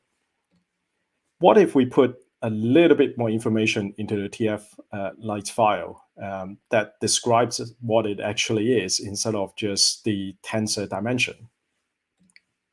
And what if the Android Studio have an import wizard for TF Lite model, and it generates sample code that you can copy and paste? So what actually happened after that? The TensorFlow team and the Android developer team got together, and we got a bigger team. So we have a team that spans London and Mountain View in California, USA, and also Beijing in China. And what did we create? The first thing is some of the models have already been upgraded in terms of having metadata. So if today you go to TensorFlow Hub, please do read the description. And for some of the model that is under TensorFlow Lite, it would say that, hey, this model contains TF Lite metadata, which is a rich description that both human and machine can read. Download those models if you want to use this kind of tooling. And second, Android Studio 4.1 Canary 10, which is coming soon. Actually, this functionality is already working in Canary 9, but today I will demonstrate the more finalized kind of API and the smoother kind of use flow. But Canary 10, which is coming soon, is what I'm showing today on the screen. So the first thing you would do is you go to File, New, Other, and then you select TensorFlow Lite model. And you then click on the little button to choose your TF Lite model. So in this case, I'm choosing the Efficient Net model, and it will copy the model over to your project. In addition, it will add all the Gradle.build settings that you need. And then you will see the screen, which is it opens up the model. It tells you what the model is about. It even shows you the license. So for the people that is worried about, hey, can I actually use this model? You can click into it and or kind of forward it to your lawyer. In addition, the bit down at the bottom is really important. So this is the sample code that you need. Just 4 lines of code. I'm excluding the try catch here. But this is all the code that you need to run the model itself. So let's compare this to the previous stage. So previously, we have this amount of code, and now we have this. So this tooling is available from, actually, I think from Canary 8, I would say. But the flow that I've demonstrated today is Canary 10, and it's coming soon. You can download that at d.android.com/studio/build. /preview. And we would really love for you to comment on the APIs that we have so we can refine it, or any user problem that you find. So give us feedback. So just to summarize the 4 things I've talked about. The first thing in design, the People plus AI guidebook. Second, on the Android platform, the voice-related APIs, as well as CamberX APIs. Third, MLKit, the turnkey solutions that you can find. Really powerful APIs like Translate and object detection and tracking. And finally, TF Lite, the new import wizard that is coming very soon. To find out more, here's a link with all the Android tooling that we have. Is d.android.com/ml. And with that, thank you very much, and I'll hand it over to Kaz, who will cover the Google Cloud for AutoML. Thank you so much, Khanh. Thank you so much, Wei. Just adding in Kaz for the next session. Folks, after this, we will be taking your questions. So make sure you put the questions for Wei, Kaz, and if you couldn't ask anything to Khanh and Wei, feel free to put that in as well. And here we go for the last session of the day. Kaz, welcome. Hi, thank you for the intro. Hi, I'm Kaz. I'm a developer advocate based in Tokyo, and I'm from Google Cloud team. So I have been, talking about in the public events, talking about the Google Cloud AI tools, such as the Cloud AutoML, which I'll be talking about from now. So in next 30 minutes, I'd like to talk about 3 topics. The first, I'd like to talk about cloud automated vision, especially how you can use it for the edge AI use cases.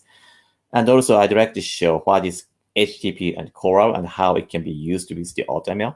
And lastly, if I could have some the remaining time, I could also introduce about AutoML tables.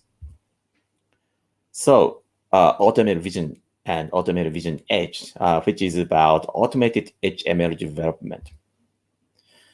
So, as you have seen, you have been hearing all about TensorFlow Lite or TensorFlow.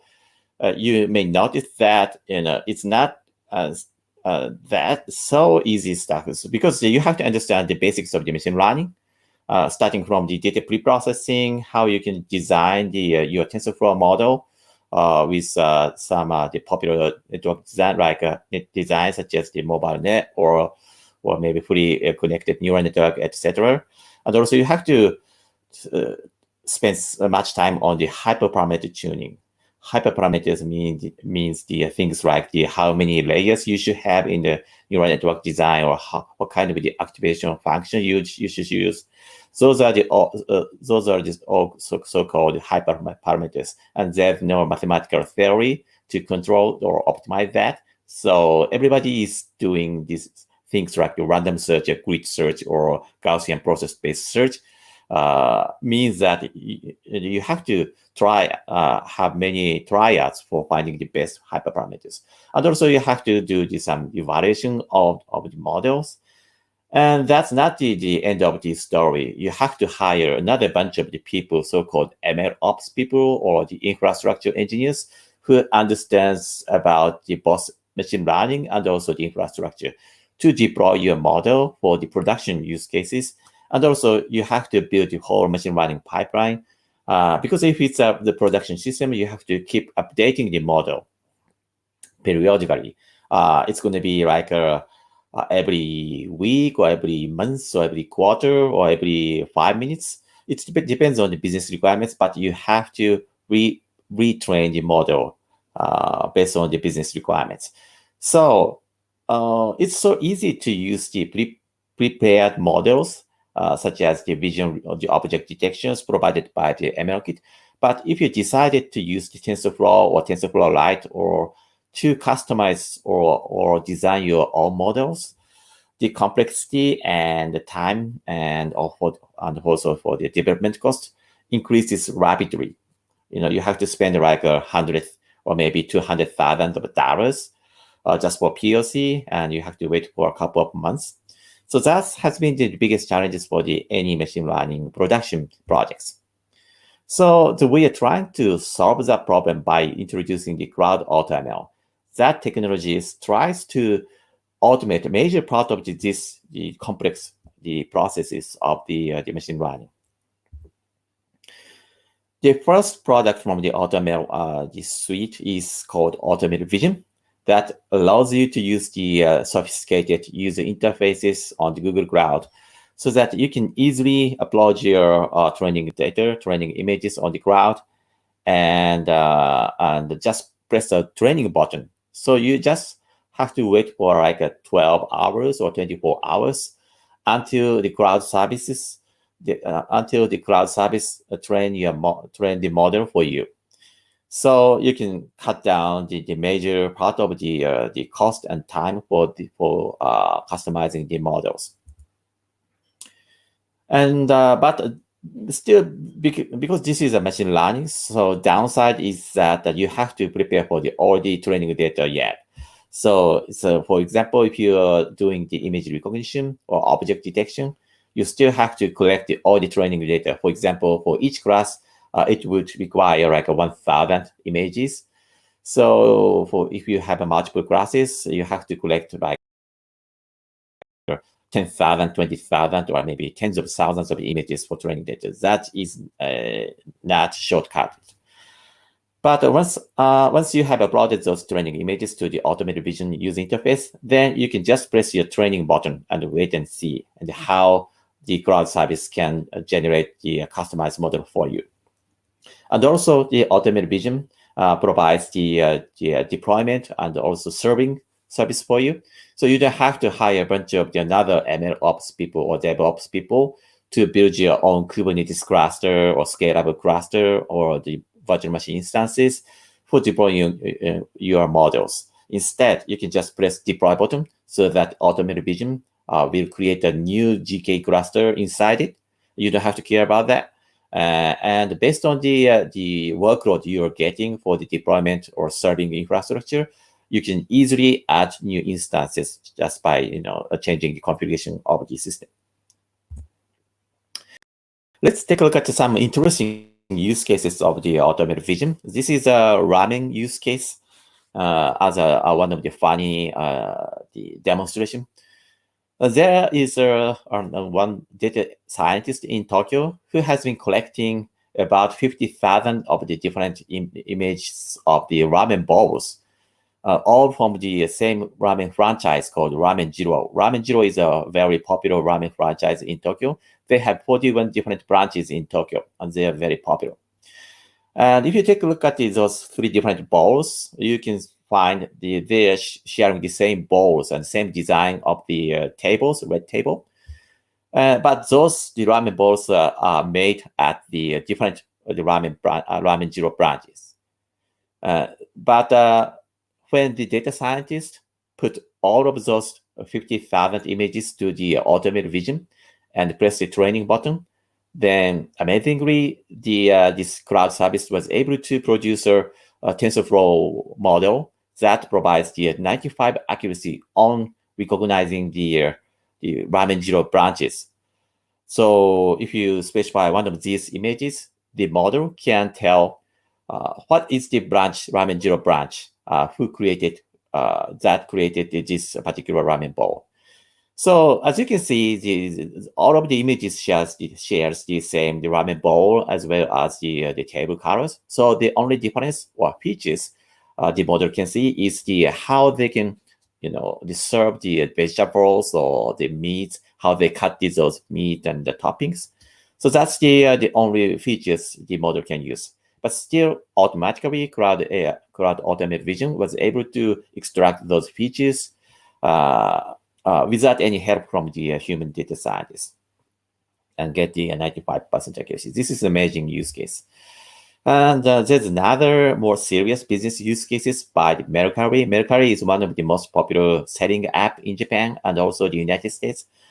And they has been evaluating the AutoML Vision, whether it can be used for recognizing the brand names for each product the people are selling.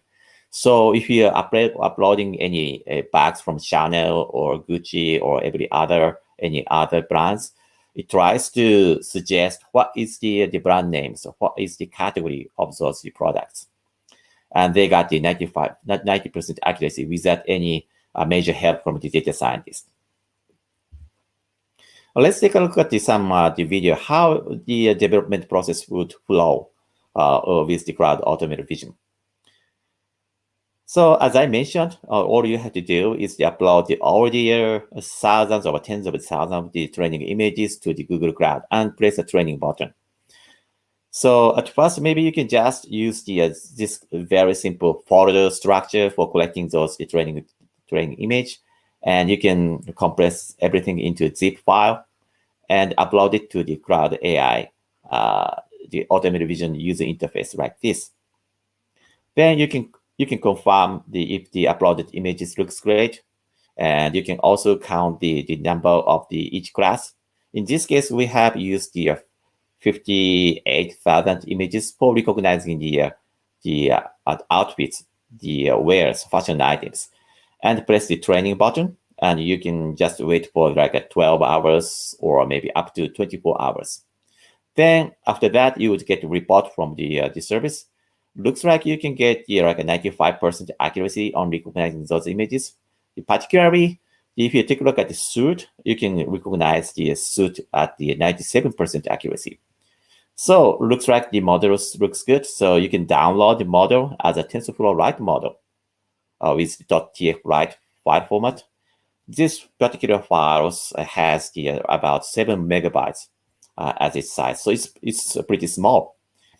And then you can buy some of the cheap the hardware, edge hardware, or like the Raspberry Pi with the AI processor Coral, which I'll be talking about later. By adding this AI processor, you can get like a 20 or 30 times faster image recognition time. But the hardware cost is less than like $200. It's super cheap. Lastly, you can go to the Coral website and download SDK of the AI processor HTPU and install it. It shouldn't take over 15 minutes.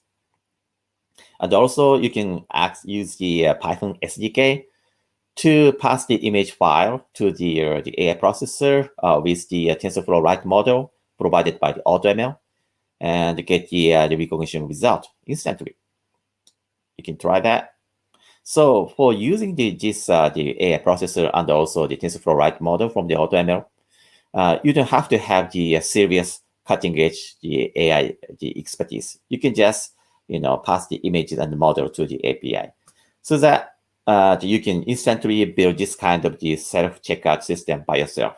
The hardware cost is less than $200 or maybe $300. The cost of the AutoML training was less than $100, like $50 or maybe $100. Without any serious machine learning expertise. You have to have the basics of the machine learning, the knowledges, like what is the false negatives for or false positive, what's the ROC curve or things like that. But you don't have to be the senior data scientist. So that's the idea of the Cloud Edge. So AutoML Vision Edge. And I'd like to talk about the second topics, which is about the AutoML Edge GPU, which is the Edge GPU. As you can see, we see the Edge ML or Edge AI explosion. So until a few years ago, everybody, data scientists are trying to do all the training and the prediction of the machine learning model at the cloud side, or maybe with the powerful GPU machine, desktop GPU machine. But right now, the Google is focusing on bringing everything, especially the prediction, recognition part, to the edge devices, like having the smartphones or the watches, running the TensorFlow Lite model inside it, so that you can get a smarter and faster response on the user experience.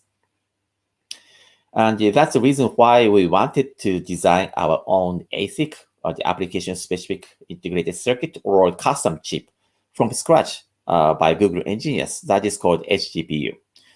So as you know, many people are depending on the GPUs from the major GPU vendors for both training and prediction of the machine learning models. But for the predictions, depending on the use cases, sometimes the GPU is too much, especially for the power consuming, because the tiny GPU can consume like 10 watts of the power. So we designed the ASICs, customized processors that only consumes 2 watts for very high performance, the machine learning TensorFlow Lite prediction at 4 teraops operations per second. And by using Edge GPU, you can get the very, very fast inference speed. If you compare the performance with the other the prediction the ways such as the CPU prediction or GPU predictions, you can get like the 42 times faster inference speed compared with the CPU.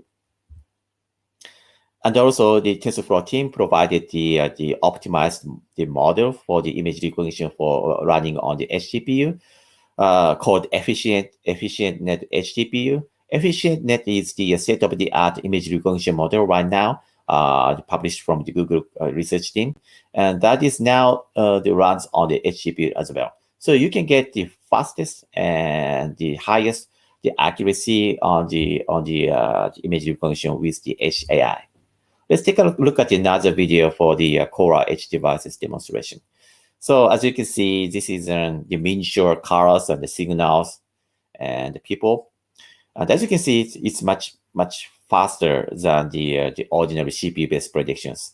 It's actually working over the 60 or 70 frames per second, so almost real-time recognition.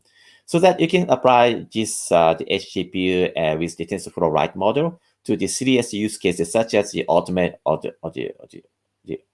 the autonomous driving or some finding the defected part on the production on the factories or the belt conveyors. This is another interesting use cases of the detecting the direction of your heads in 3D the area or the direction of the eyes. And because it is using the HGPU, it was able to run the precision over 50 frames per second. This is another interesting use case by combining HGPU with the ordinary x86 PC. And you can also use the Raspberry Pi for doing this. This is a smart shopping cart where it has the camera on the shopping cart, so that if the consumers, the shoppers are putting any vegetables or the items in the cart, instantly the system can provide the recommended those recipes for the cookings. And the AI processor is now sold with the platform called Coral. Coral is a new technology platform from Google, especially for this setting, providing the benefits of the HGPU for the developers. So this is already sold globally. So if you go to any hardware resellers in the United States or Japan or APAC countries, you can easily find the HGPU products. And we provide different types of the HGPU devices, starting from the development board, which is a Raspberry Pi like Linux, the embedded Linux platform. So you can just use dev board for your evaluation purpose. Or another easy way to get started is to use the USB accelerator, as we have already seen on the AutoML use cases. And also for the serious use cases or embedded systems use cases, we provide this SOM or the PCIe accelerator card. And as I mentioned on the video, there's the Python SDK provided. So if you just use the HGPU and TensorFlow Lite model on top of it, it's very easy to use because there's a Python SDK already. And so you don't have to understand what's going on inside the TensorFlow Lite and the compiler for the HGPU, etc. All you have to do is pass the TF Lite model file to the SDK and pass the data like images or sound or any other data to the SDK, so that you can instantly get the prediction result within tens of milliseconds or few milliseconds. Okay, lastly, I'd like to introduce the AutoML technology called AutoML tables. And in the suite of the AutoML products, we provide multiple products starting from Vision or the AutoML video, which allows you to detect the object from the video or tracks a particular object in the video. And also there's another product called AutoML, the natural language, that allows you to train your own model for recognizing the text category for any specified languages. For example, if you have a bunch of the English text from the, for example, what's the use case? For example, if you are getting many users' voices or users' feedbacks from your products and services, maybe you can use the AutoML natural language for classifying the users' inquiries or requests into a particular the categories. And also, we have the AutoML translation, which allows you to customize the Google translation model for specified use cases. The downside of the published Google translation service is that you cannot customize the Google translation. For example, if you translate the user manuals for the IT systems, or if you want to translate these captioning for the TV dramas or the movies, or if you want to translate any literatures, each the domains or use cases of the translation should be customized, and but you cannot customize the Google translation. So you can use the AutoML translation for getting the customized the translation model. So those are the existing AutoML products. The latest one is the AutoML tables, which I'll be talking about in detail. And the AutoML tables is an AutoML service for the table models or structured data. And this is not directly related to the mobile users or the embedded users because it doesn't work on the TensorFlow Lite the platform. But many mobile developers are collecting all the logs or user activities on the maybe BigQuery or Google Cloud Storage or maybe Firebase, Fire data store. Then you may want to hire some data scientists for analyze your user activities with your mobile applications. In that case, maybe for some use cases, you can just use the AutoML tables instead of hiring the cutting edge data scientist, and press the training button. So it's possible you can get the intended result on the AutoML tables.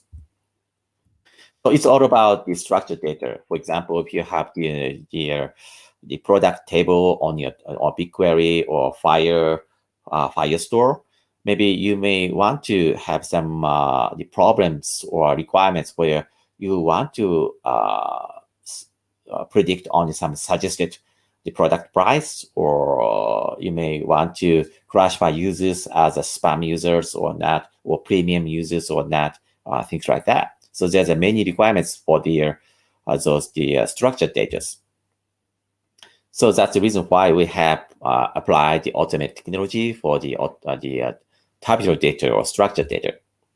And it tries to automate a major part of the machine learning the life cycle, starting from the defining the data schema, analyzing the data input, and training the model with the hyperparameter tuning, and the evaluation and deployment the model with the scalable platform. For example, if you use the AutoML tables, it tries to detect the data types of each attribute or column or feature, right? Whether it's a number, whether it's a timestamp, whether it's the categories or lists and things like that. And also, before pressing the training button, you may want to check out all the statistics or distribution of the training data. If it's imbalanced or not, or if there are any numbers of the missing values, how about the outliers? Those are the very important factors that affect the quality of the training data and also the result of the trained models. And by using the TensorFlow, by using the AutoML tables, you can easily visualize those the statistics. And also, the senior data scientist knows many different the models, starting from the linear models, logistic regression, or deep learning models, or the wide and deep models, which means the combination of the linear model and also the deep model. Or just like many other calculus, people may want to use the GBDT or the decision tree-based models, like the random forest, or the many other models, blah, blah, blah. So there are tens of different models that could be applied to the many use cases. So the AutoML tables try to automate choosing the best models for you. So behind the scene, the cloud service tries to make ensembles of the different models by trying out the different models, like a deep model, neural network model, or GBDT or linear model, and does the bagging ensemble based on the multiple models, and provide it for you as the best result. What's the performance of the AutoML tables? So to test that, we have applied the AutoML tables for the actual competitions on the Kaggles. That is called the Mercari Price Suggestion Challenges. And this is the proper Kaggle competition. So there has been over 1,500 data scientist teams join this competition to train a models that predict the suggested pricing for each the product item sold on the Mercari selling app, with those features starting from the names and conditions, or shipping conditions, or the item description. And this is the graph of the performance from all the teams. there has been 1,500 teams joined this competition, and the vertical axis is for the error rate. So this is the left top.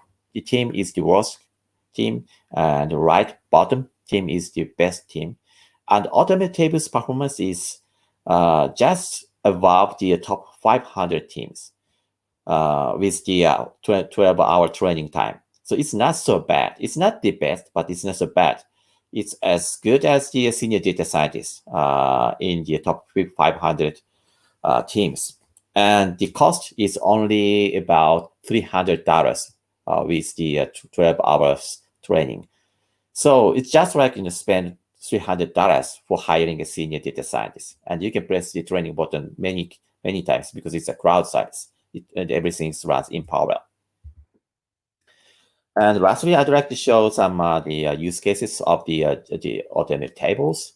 That is from the GNP Seguros. GNP Seguros is one of the largest insurance company in South America. And they have been building their own, machine learning models and statistic models for the car insurance or the healthcare insurance and life insurances.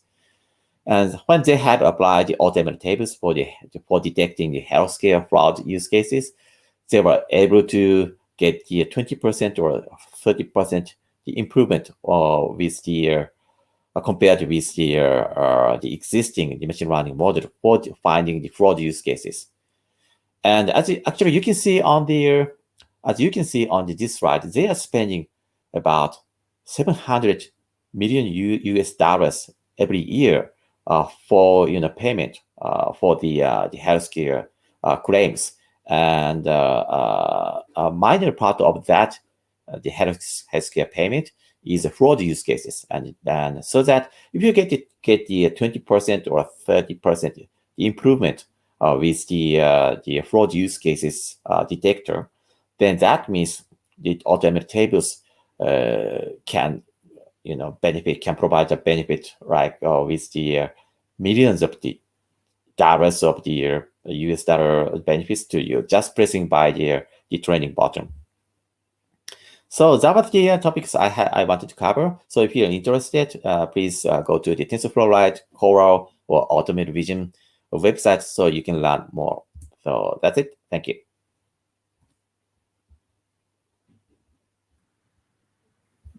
Thank you so much, Kaz. It was a great session. We have a lot of questions for you as well. But maybe what I'll do is we'll take the questions for Hoi first. So you have some time to have a look at the questions. Okay. Thanks, everyone, for putting up the questions. I'm going to try my best to take as many questions as we could take for all the speakers. Let me just add the speakers in the screen so that you're all there to answer your question in a minute. And I'm also going to announce a bit more about the mentorships that we are going to have for selected people, as in selected slots that we have for the mentorships. And other than that, some vouchers for the folks who are based in Singapore. So give me a minute, and here we go. Okay, so we have Hoi, Khan, and Kaz with us. And let me take the first question, which is for Hoi. This is a question from David. If we add an ML model to mobile apps, will it significantly increase the size of the app? Yay, thank you for the question. That's a great question because actually some developers have run into this problem. As a piece of background information, Google Play supports a maximum of 100 megabyte of app sizes. And also your user don't really want to download that kind of large apps. So I think the first two things I would do is basically to try to reduce the machine learning kind of model. So even if the user can download it, it's a little bit of a hassle.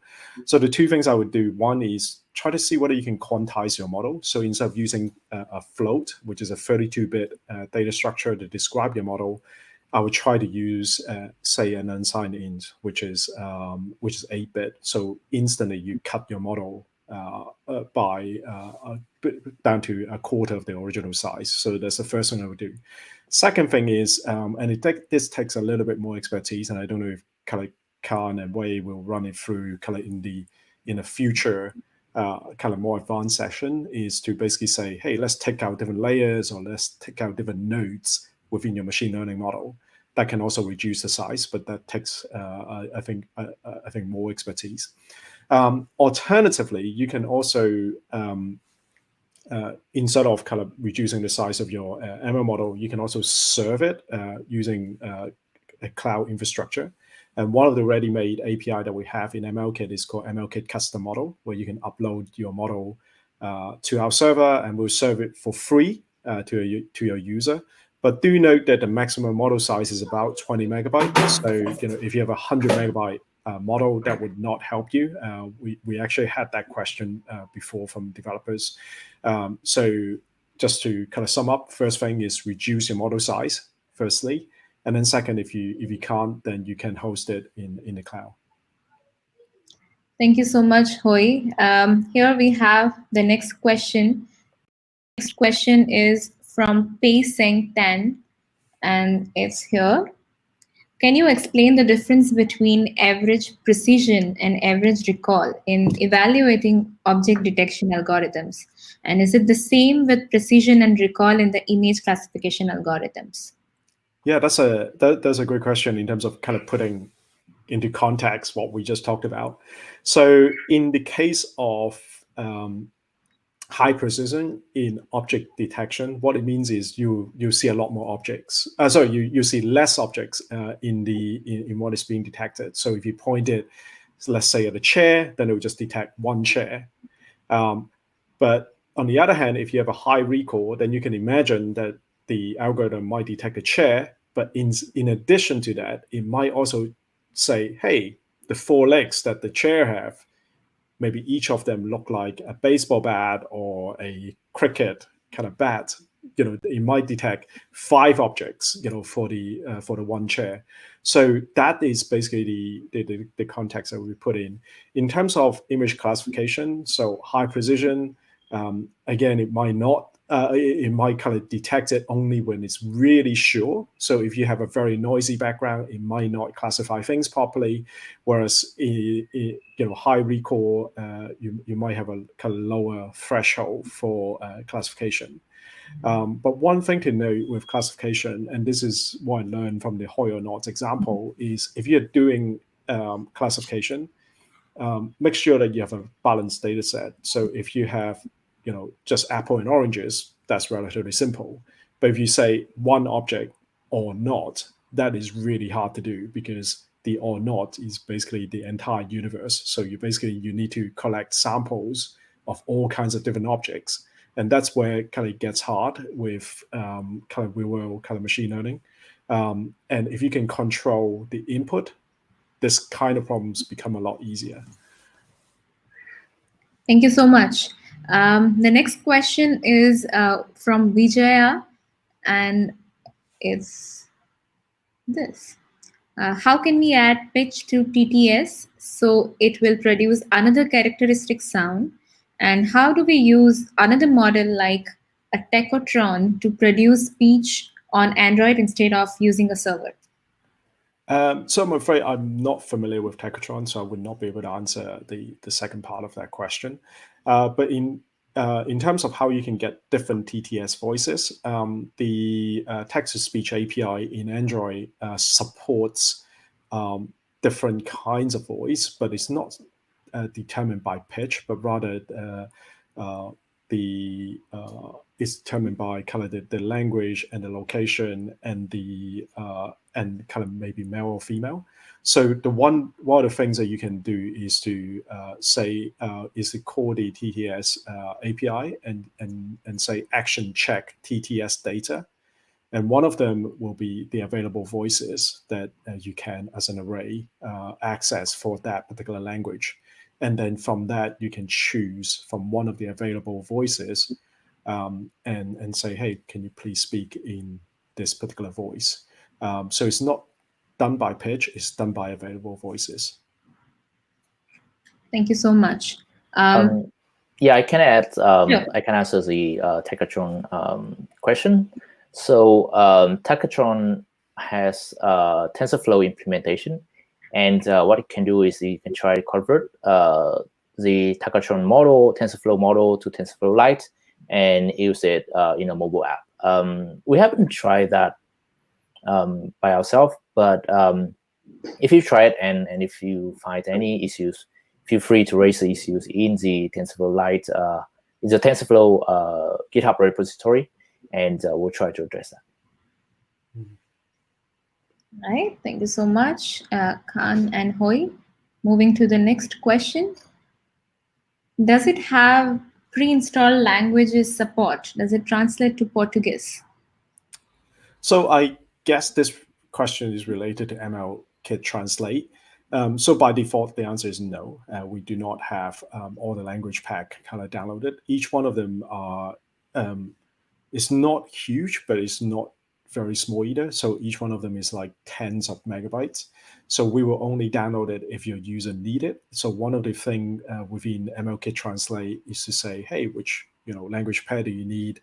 And then as a developer, you can monitor whether the language pack has been downloaded. And if not, you can then download it as part of the flow or as part of the first use of that API.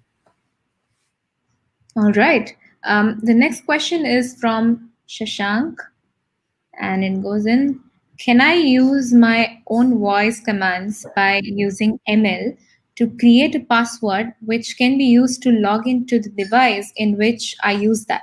And it works for only my voice, not anyone else's.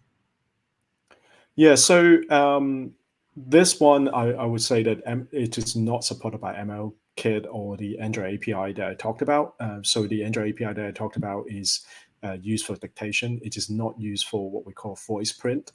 So this particular use case is not supported out of the box, but I think Khanh have a fuller answer.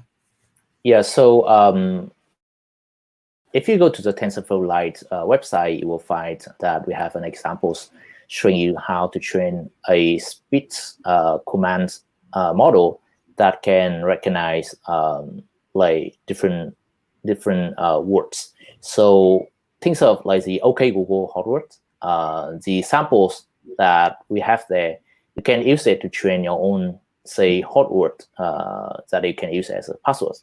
But I would like to point out that this is a very simple model, so it won't be secure enough for you to deploy in production and use it as a password. But it's a good place to get started and see what is the direction that you need to investigate more to build a production-ready solution. Sorry, I smile a little bit because I think Khanh just triggered like millions of Android systems around the world. So that's great. Yay. Yeah, and just to add to Khan's point, the one kind of security, please kind of take care, because rolling your own security is always risky. And then secondly, kind of the speech classification examples that we have is essentially, say, 10 keywords of that the user can say, up, down, left, right, etc.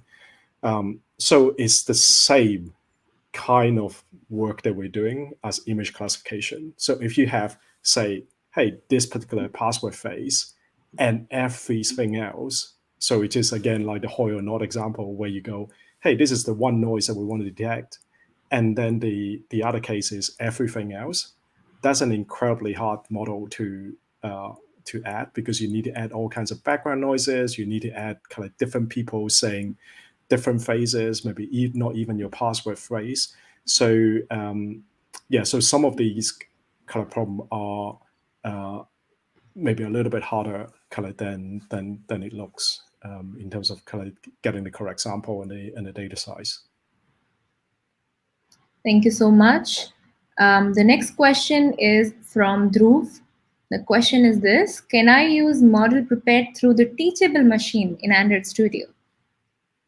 Yeah, I can take this question. So the teachable machine does provide TensorFlow Lite model for those who are not familiar with teachable machine. And that model doesn't have the necessary metadata to be parsed by Android Studio, but you still can use that TensorFlow Lite model with the TensorFlow Lite support library that Wei showed earlier in his tutorials. So feel free to try it out. Right, thank you so much. The next question up we have from Amita. And the question is here. It's already implemented in phones using Google Assistant. What's new in there? Okay, so I guess this is, again, kind of related to the voice recognition and text-to-speech. So I think those two may be quite different, or you can create a slightly different experience compared to the Google Assistant. So if you code for the Google Assistant, what it supports is, you can talk to it, and then it will fire off an action, and it will give you input, and your web app can essentially return an output. But what I've demonstrated is something that is of a building block to that kind of experience. So you can build something completely different. So for example, you might have an app with passages of content, and then you can just say, hey, tap here, and I can read it back to you. That's not something that you get kind of directly out of the box with the Google Assistant. You can basically bring some of those directly into your app. So you can do whatever you want with just kind of speech recognizer and text to speech, and you can combine them in whichever flow that you want and create something different. Thank you so much. We'll take one more question for Hoi, and then we'll move to questions for Kaz. And then if we have some time left, we'll come back to Hoi. So Hoi, the next question is this. What's the difference between embedded ML Kit to call TF Lite and directly call TF Lite model in Android? So there are two ways to use TF Lite with ML Kit. So the first one is, as I described before, if you have a model you want us to host and you don't want to bundle it within your app, and you only download it when the user use it, then we have ML Kit custom model, where you can upload your TF Lite model, and you can use interpreter and wrapper in ML Kit to get access to that model. The second way to use ML Kit with TF Lite is to join them together. So in terms of what we call, I guess, a very simple term, kind of like a pipeline, where say ML Kit do the sum processing before handing it to your model. So maybe two examples. One is the example that I use in my talk, where you have object detection and tracking. So you point the camera at towards a scene, you pick out the object, and then you crop the image before sending it to your model. And what this do is it helps you kind of remove the background noise. And so you are detecting the object that the user actually want to focus on, rather than just the entire scene. So that's one way to do that. Another example that I also often highlight is related to natural language processing. So let's say you have your own version of Smart Reply, but one of the things that natural language processing doesn't do very well is, and I guess also human, is if you talk to it in a different language. So maybe the first thing that you want to do is to just say, hey, is that person speaking in English? Is that person speaking in Spanish or Chinese? And within MLKit, we have an API called Language ID. So you can just call that and pass it a string and say, hey, what language is this? And then only after it say, hey, it is one of your supported language, then you go process it using, say, your own TF Lite model. So in that case, is basically the first stage is MLKit, and then the second stage is the TF Lite. And if you're using it in that way, it doesn't really matter whether you call it within the MLKit custom model or kind of calling the TF interpreter directly. both will be the same. So yeah, so you can use it either as a hosting service, TF MLKit, or alternatively put it into a pipeline, run MLKit first to validate your input, and then pass it on to your own TF Lite model. Thank you so much, Hoi. Now taking up the questions for Kaz. The first session is this. Is there any latency in training the model? How to know that and how to avoid that? This question is from Ari Manik. Okay, I suppose this is a question for the AutoML, and I think it's not about training, but the prediction, because as we already know that training usually takes like hours for training any TensorFlow model. Even with the AutoML, it would take like 12 hours up to 24 hours. Usually, the training should be finished within 12 hours. So it's not latency, it's kind of, training time. So if it's the questions for the prediction latency, if you are doing the predictions at the cloud side, for example, the AutoML Visions allows you to do the prediction at the cloud side as well as the edge side, then cloud side prediction would take like 1 or 2 seconds, because you have to upload your image data or any data sent to the cloud. That takes time, and also the cloud predictions uses the larger models, like hundreds of megabytes of the model. So the easiest way to shorten the latency is to choose the edge side models. So as I have shown with the demonstration video, you can download the model as the edge side TensorFlow Lite model that only contains like 7 megabytes instead of the hundreds of megabytes. And also, you don't have to send the images to the cloud, so the overall latency is so much faster. For example, if you run the TensorFlow Lite model generated by the AutoML Visions running on the MLKit or the Android or iOS devices, I suppose even if you are not using any specialized hardware acceleration like a GPU or HGPU, even with the CPU, you would get much faster latency, such as like a 15 milliseconds or maybe 100 milliseconds. It's much faster than 2 seconds. So that would answer the question. Thank you so much, Kaz.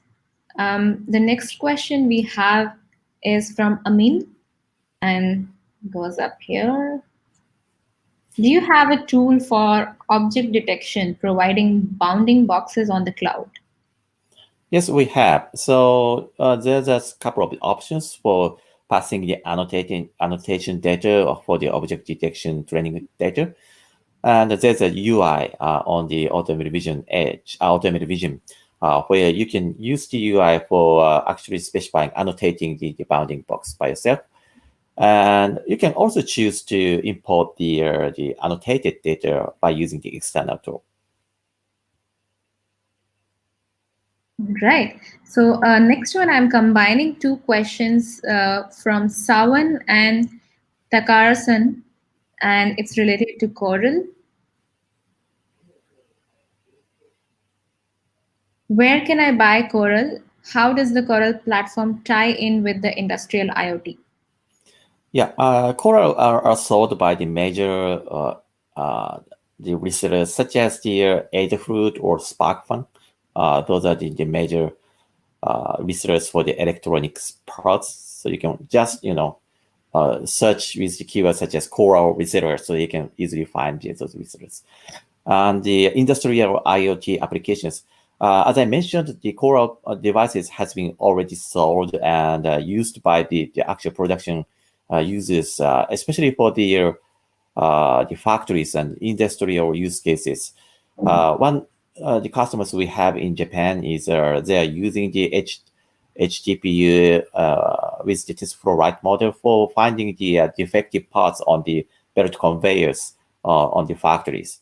So yeah, actually the major use cases is the manufacturing and factory use cases. Okay, the next question is from Fakrian, if I'm not wrong in pronouncing. and goes here. For the data that can be used as input, is it possible if I use some kind of stream data like sensor or trajectory? Yeah, because this is a, I'm not sure this is a question for the TensorFlow Lite or maybe HGPU. But anyway, because HGPU can run the TensorFlow Lite model, so it's not limited to the image recognition model, and you can also apply the HGPU or TensorFlow Lite for doing some smart analytics on the time series or stream data. For example, I think it was 1 year ago, I have created one interesting demonstration where I have used the AutoML vision and also HGPU for detecting the sound, not the visual object.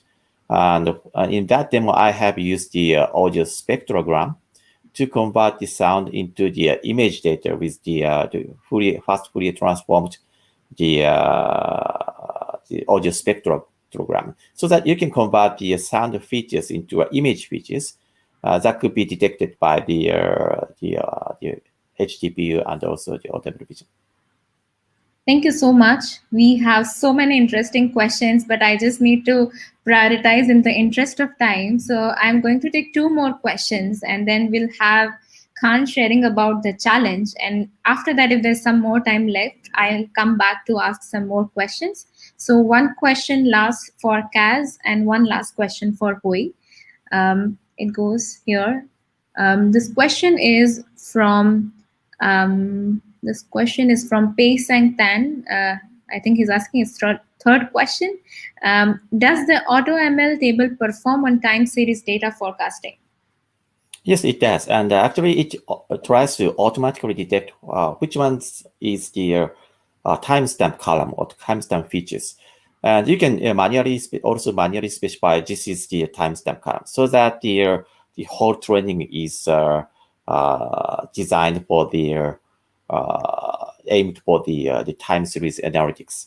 And AutoML tables can automatically split the training data into the training data and the test data.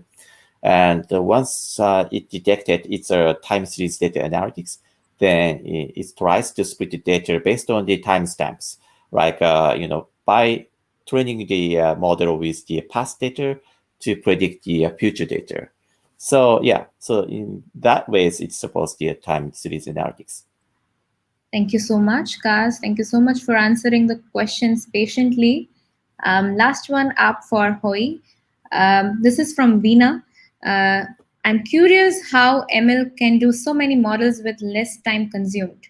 Correct me if I'm wrong.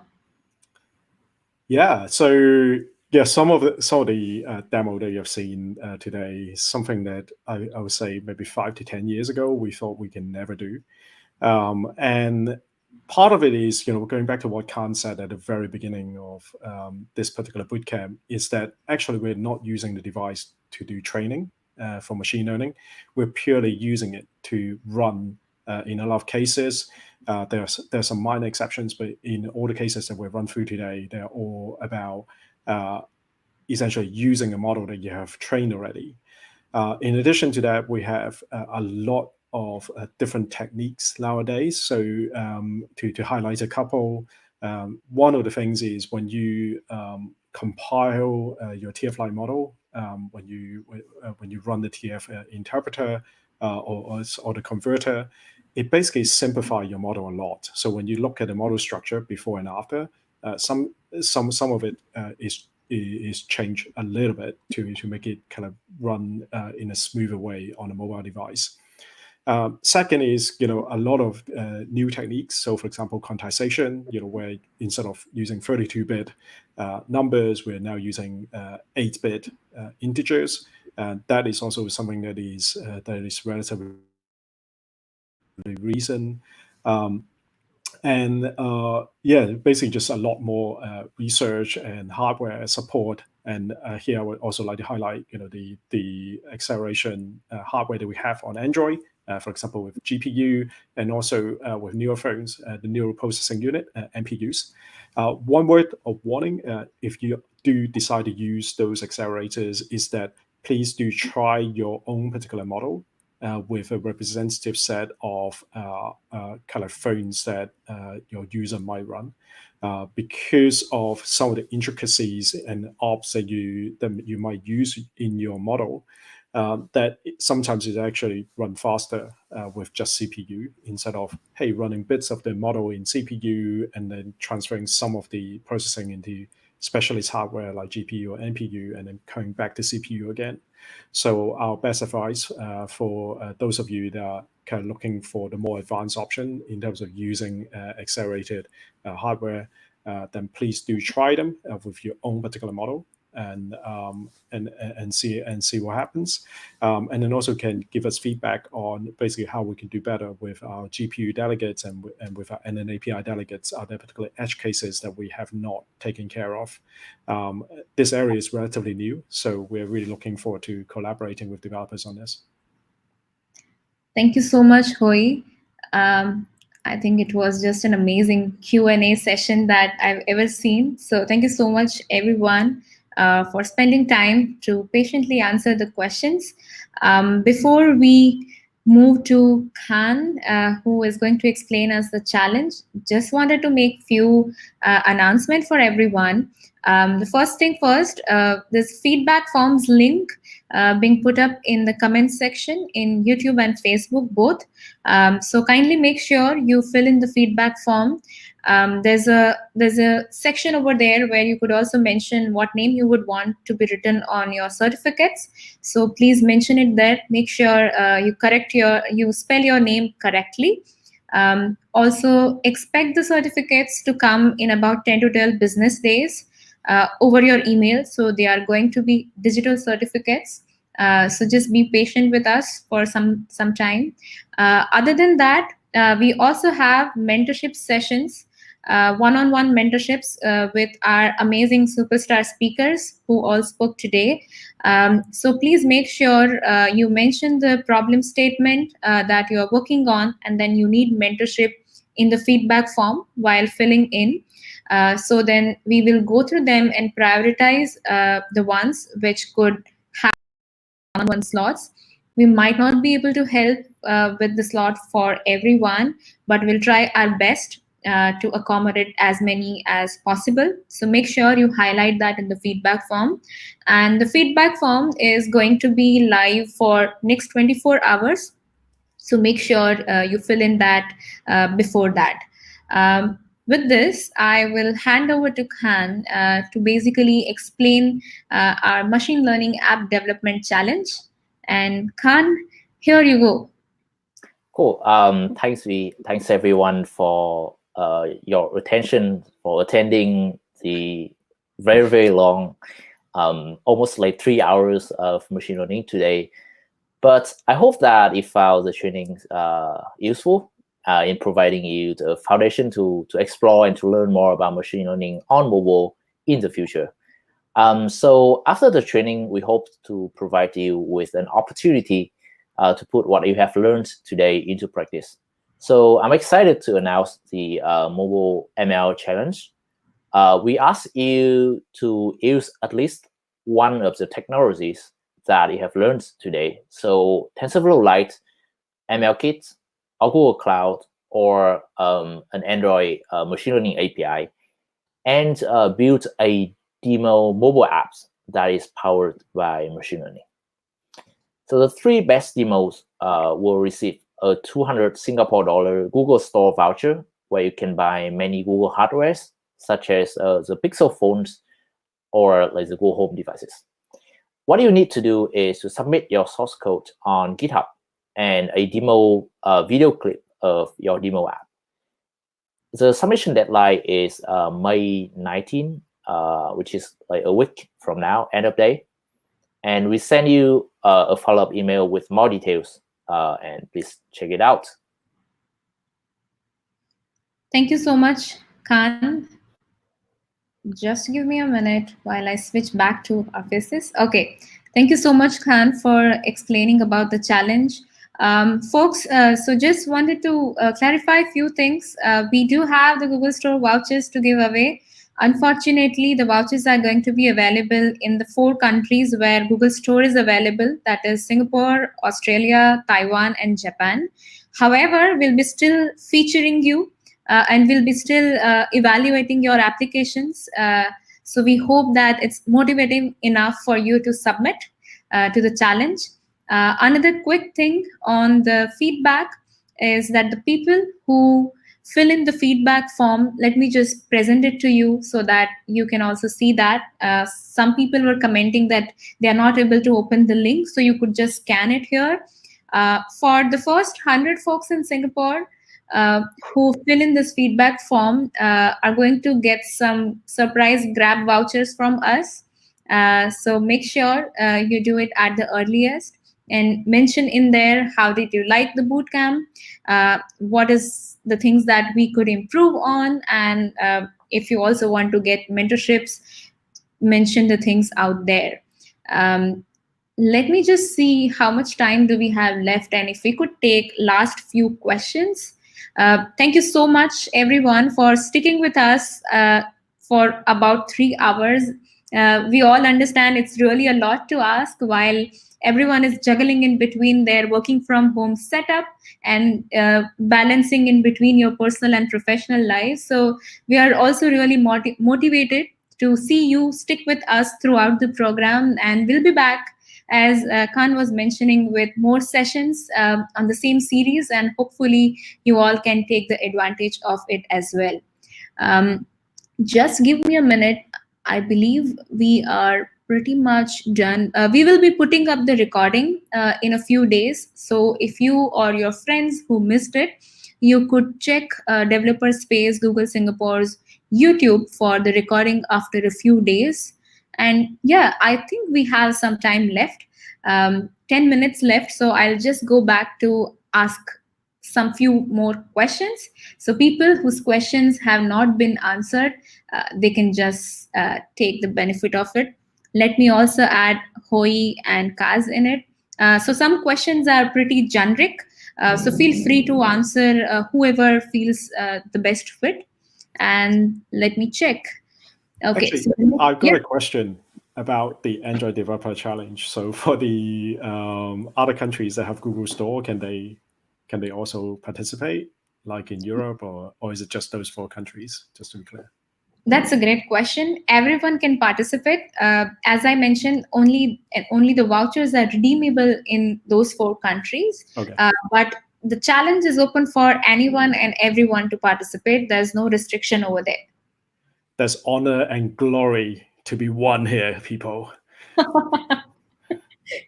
Thank you so much. Thank you so much. Okay, so I'm taking the next question from Savan, and this question is, just let me put it there in the back. Yeah. What is the minimum app size that we can have with an integrated ML model? I think I can take this question. So the minimum here means, I think it literally means how large is the TensorFlow Lite SDK plus the Firebase SDK that allows you to download the model from the cloud. So the idea is that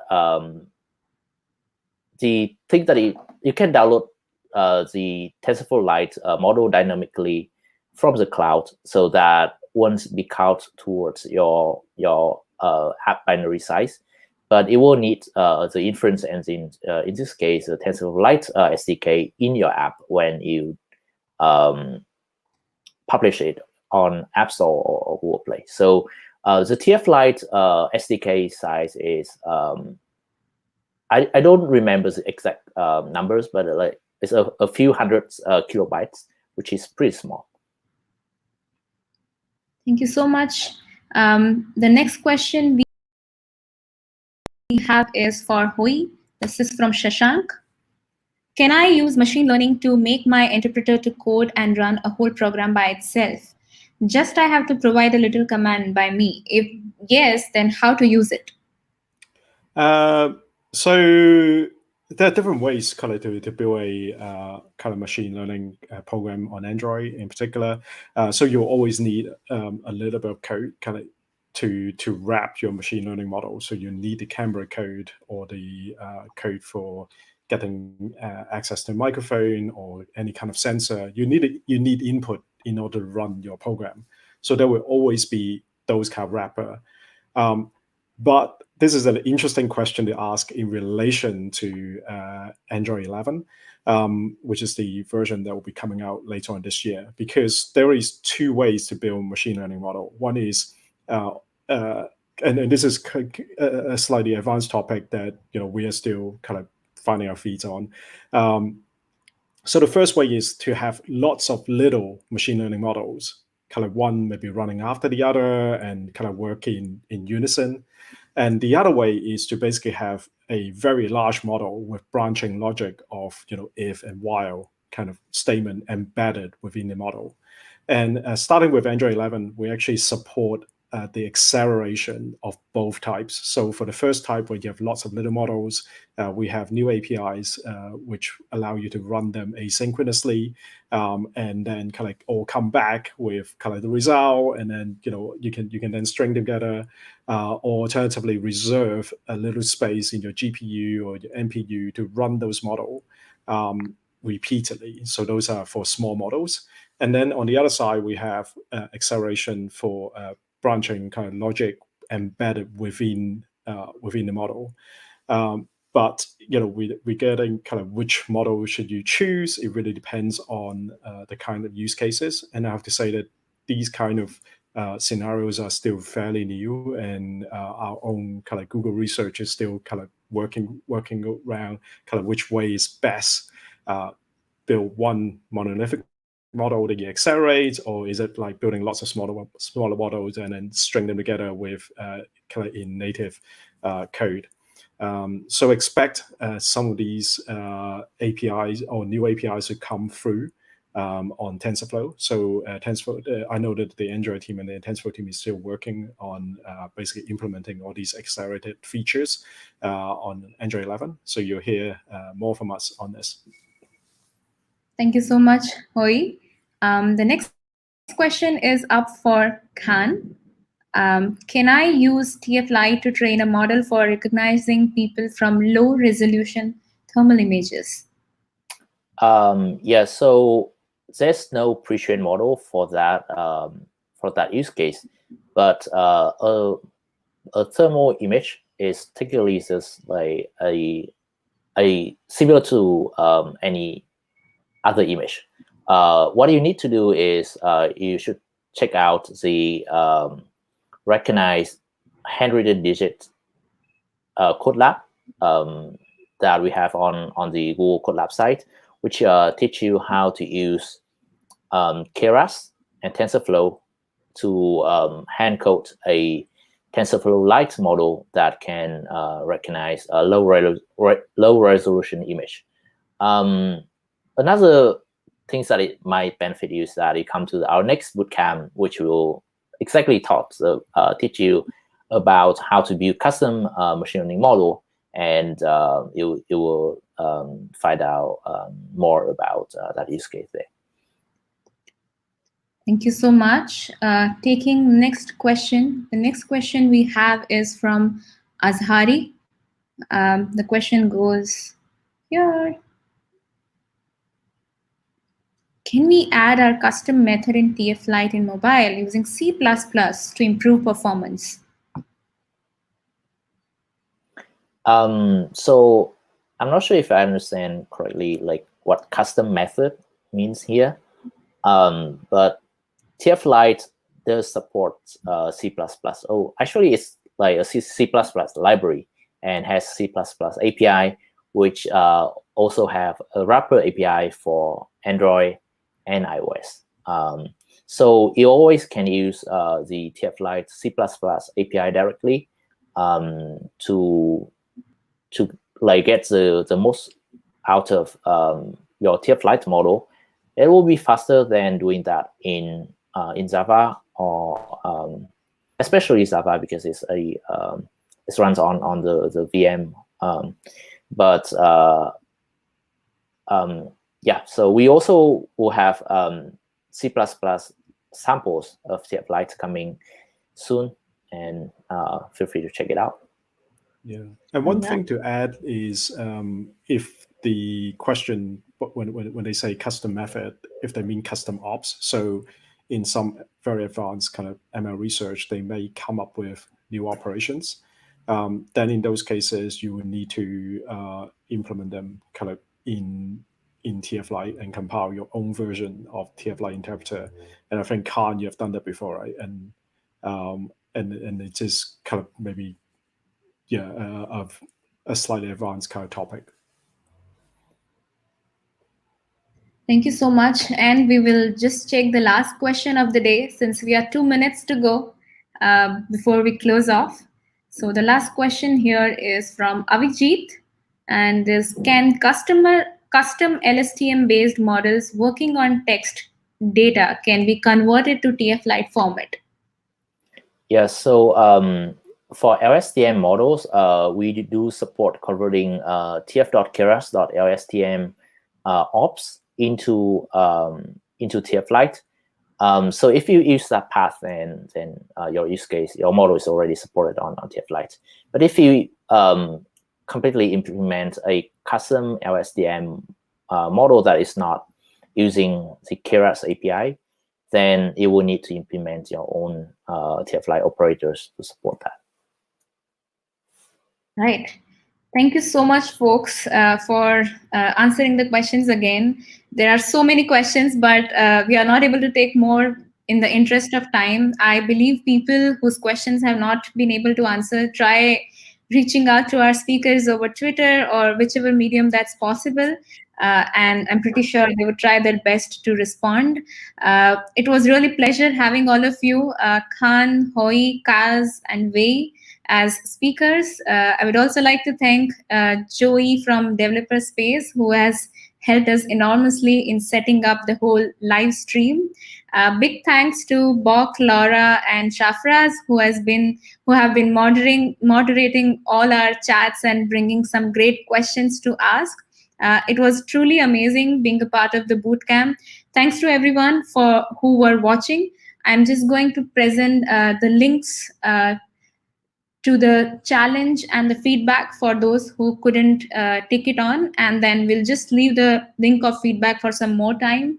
So make sure you fill in the feedback. As I said, the folks who fill in the feedback in the next 24 hours will be receiving the certificates from us. Make sure you do it on time. And yeah, so you all want to say goodbye before I switch to the feedback and the challenge screen? Yeah. This has been a really fantastic kind of experience to be able to talk to all of you under the current difficult circumstances. So thank you for giving me a reason to put on a shirt today.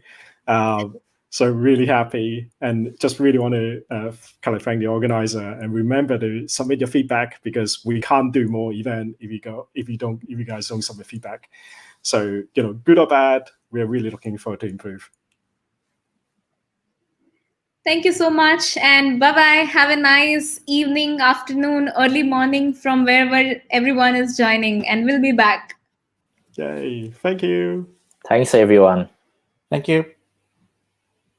Okay, so I have just put up the link to the coding challenge here, in case if you are not able to note it down before, just scan the QR code or note down the link here. And we will be putting up this poster on the Dev Space social media pages as well. So you can go back to Developer Space Google Singapore's pages and check out the poster. And please, please, please fill in the feedback. It's really important for us to understand how did you like it, and which could help us plan more sessions. All right. Thank you so much. I'll take your leave, and yeah, have a nice rest of the day.